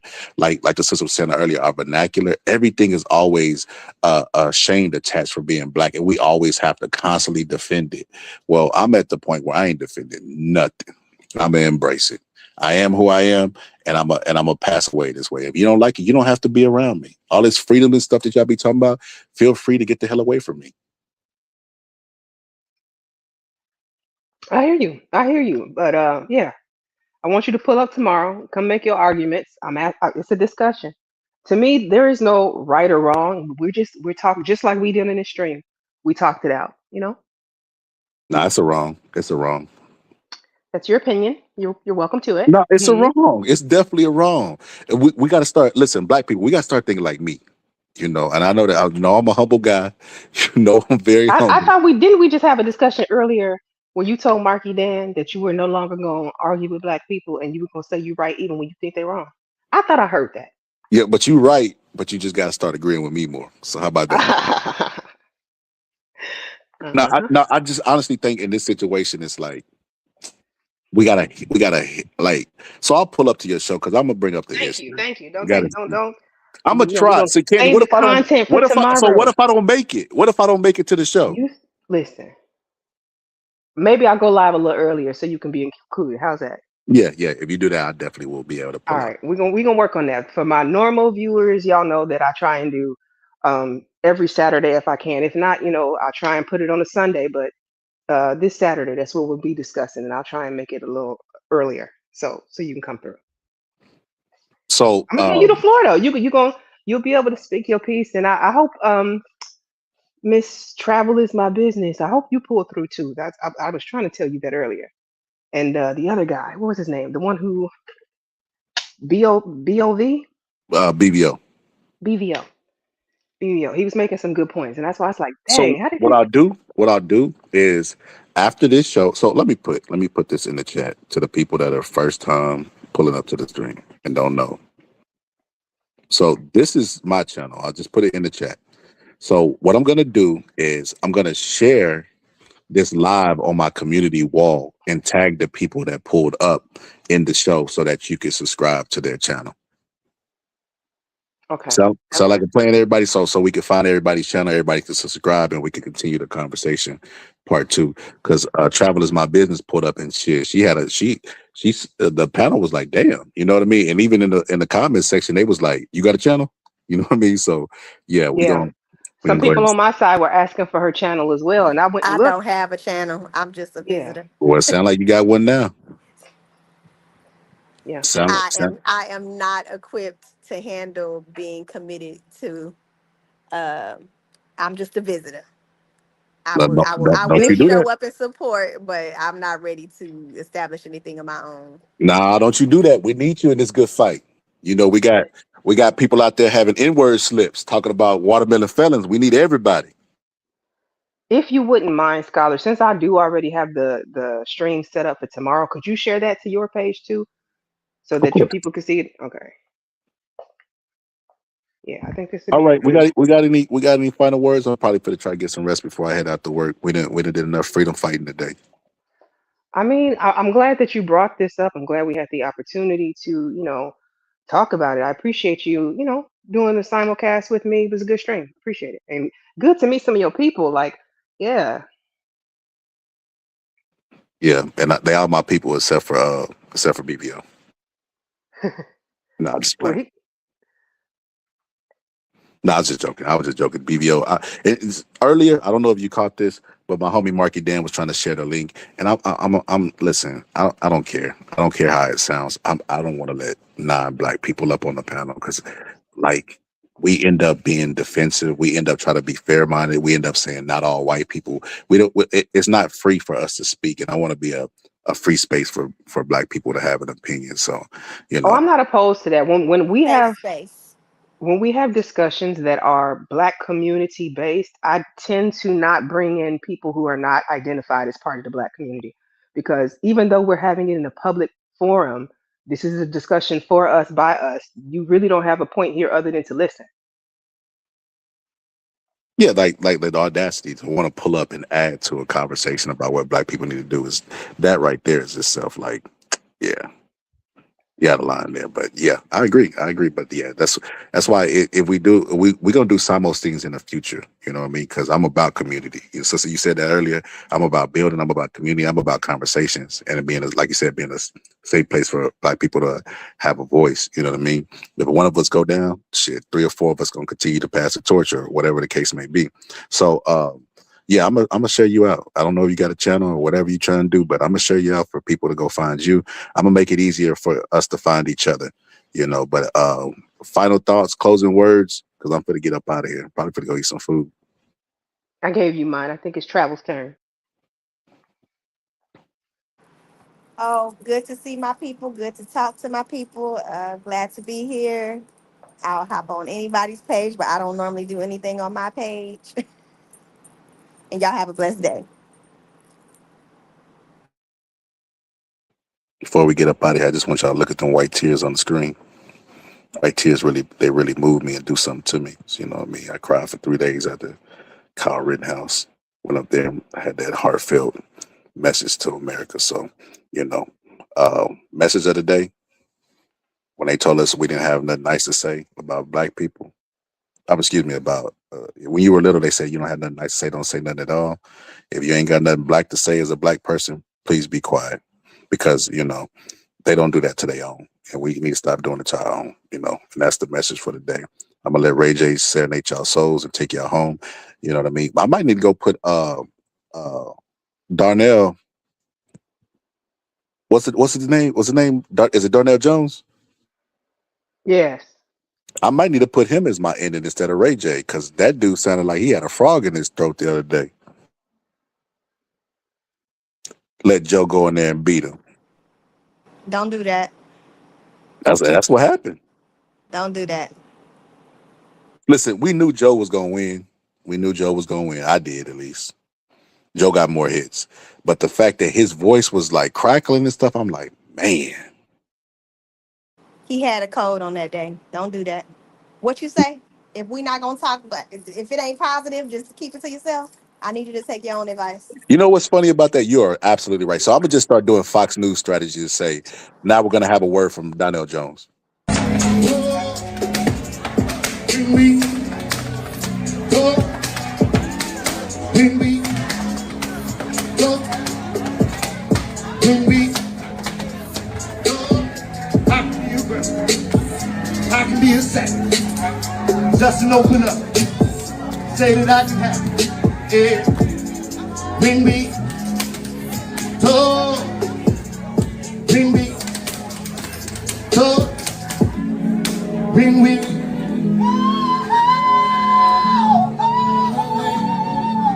God damn.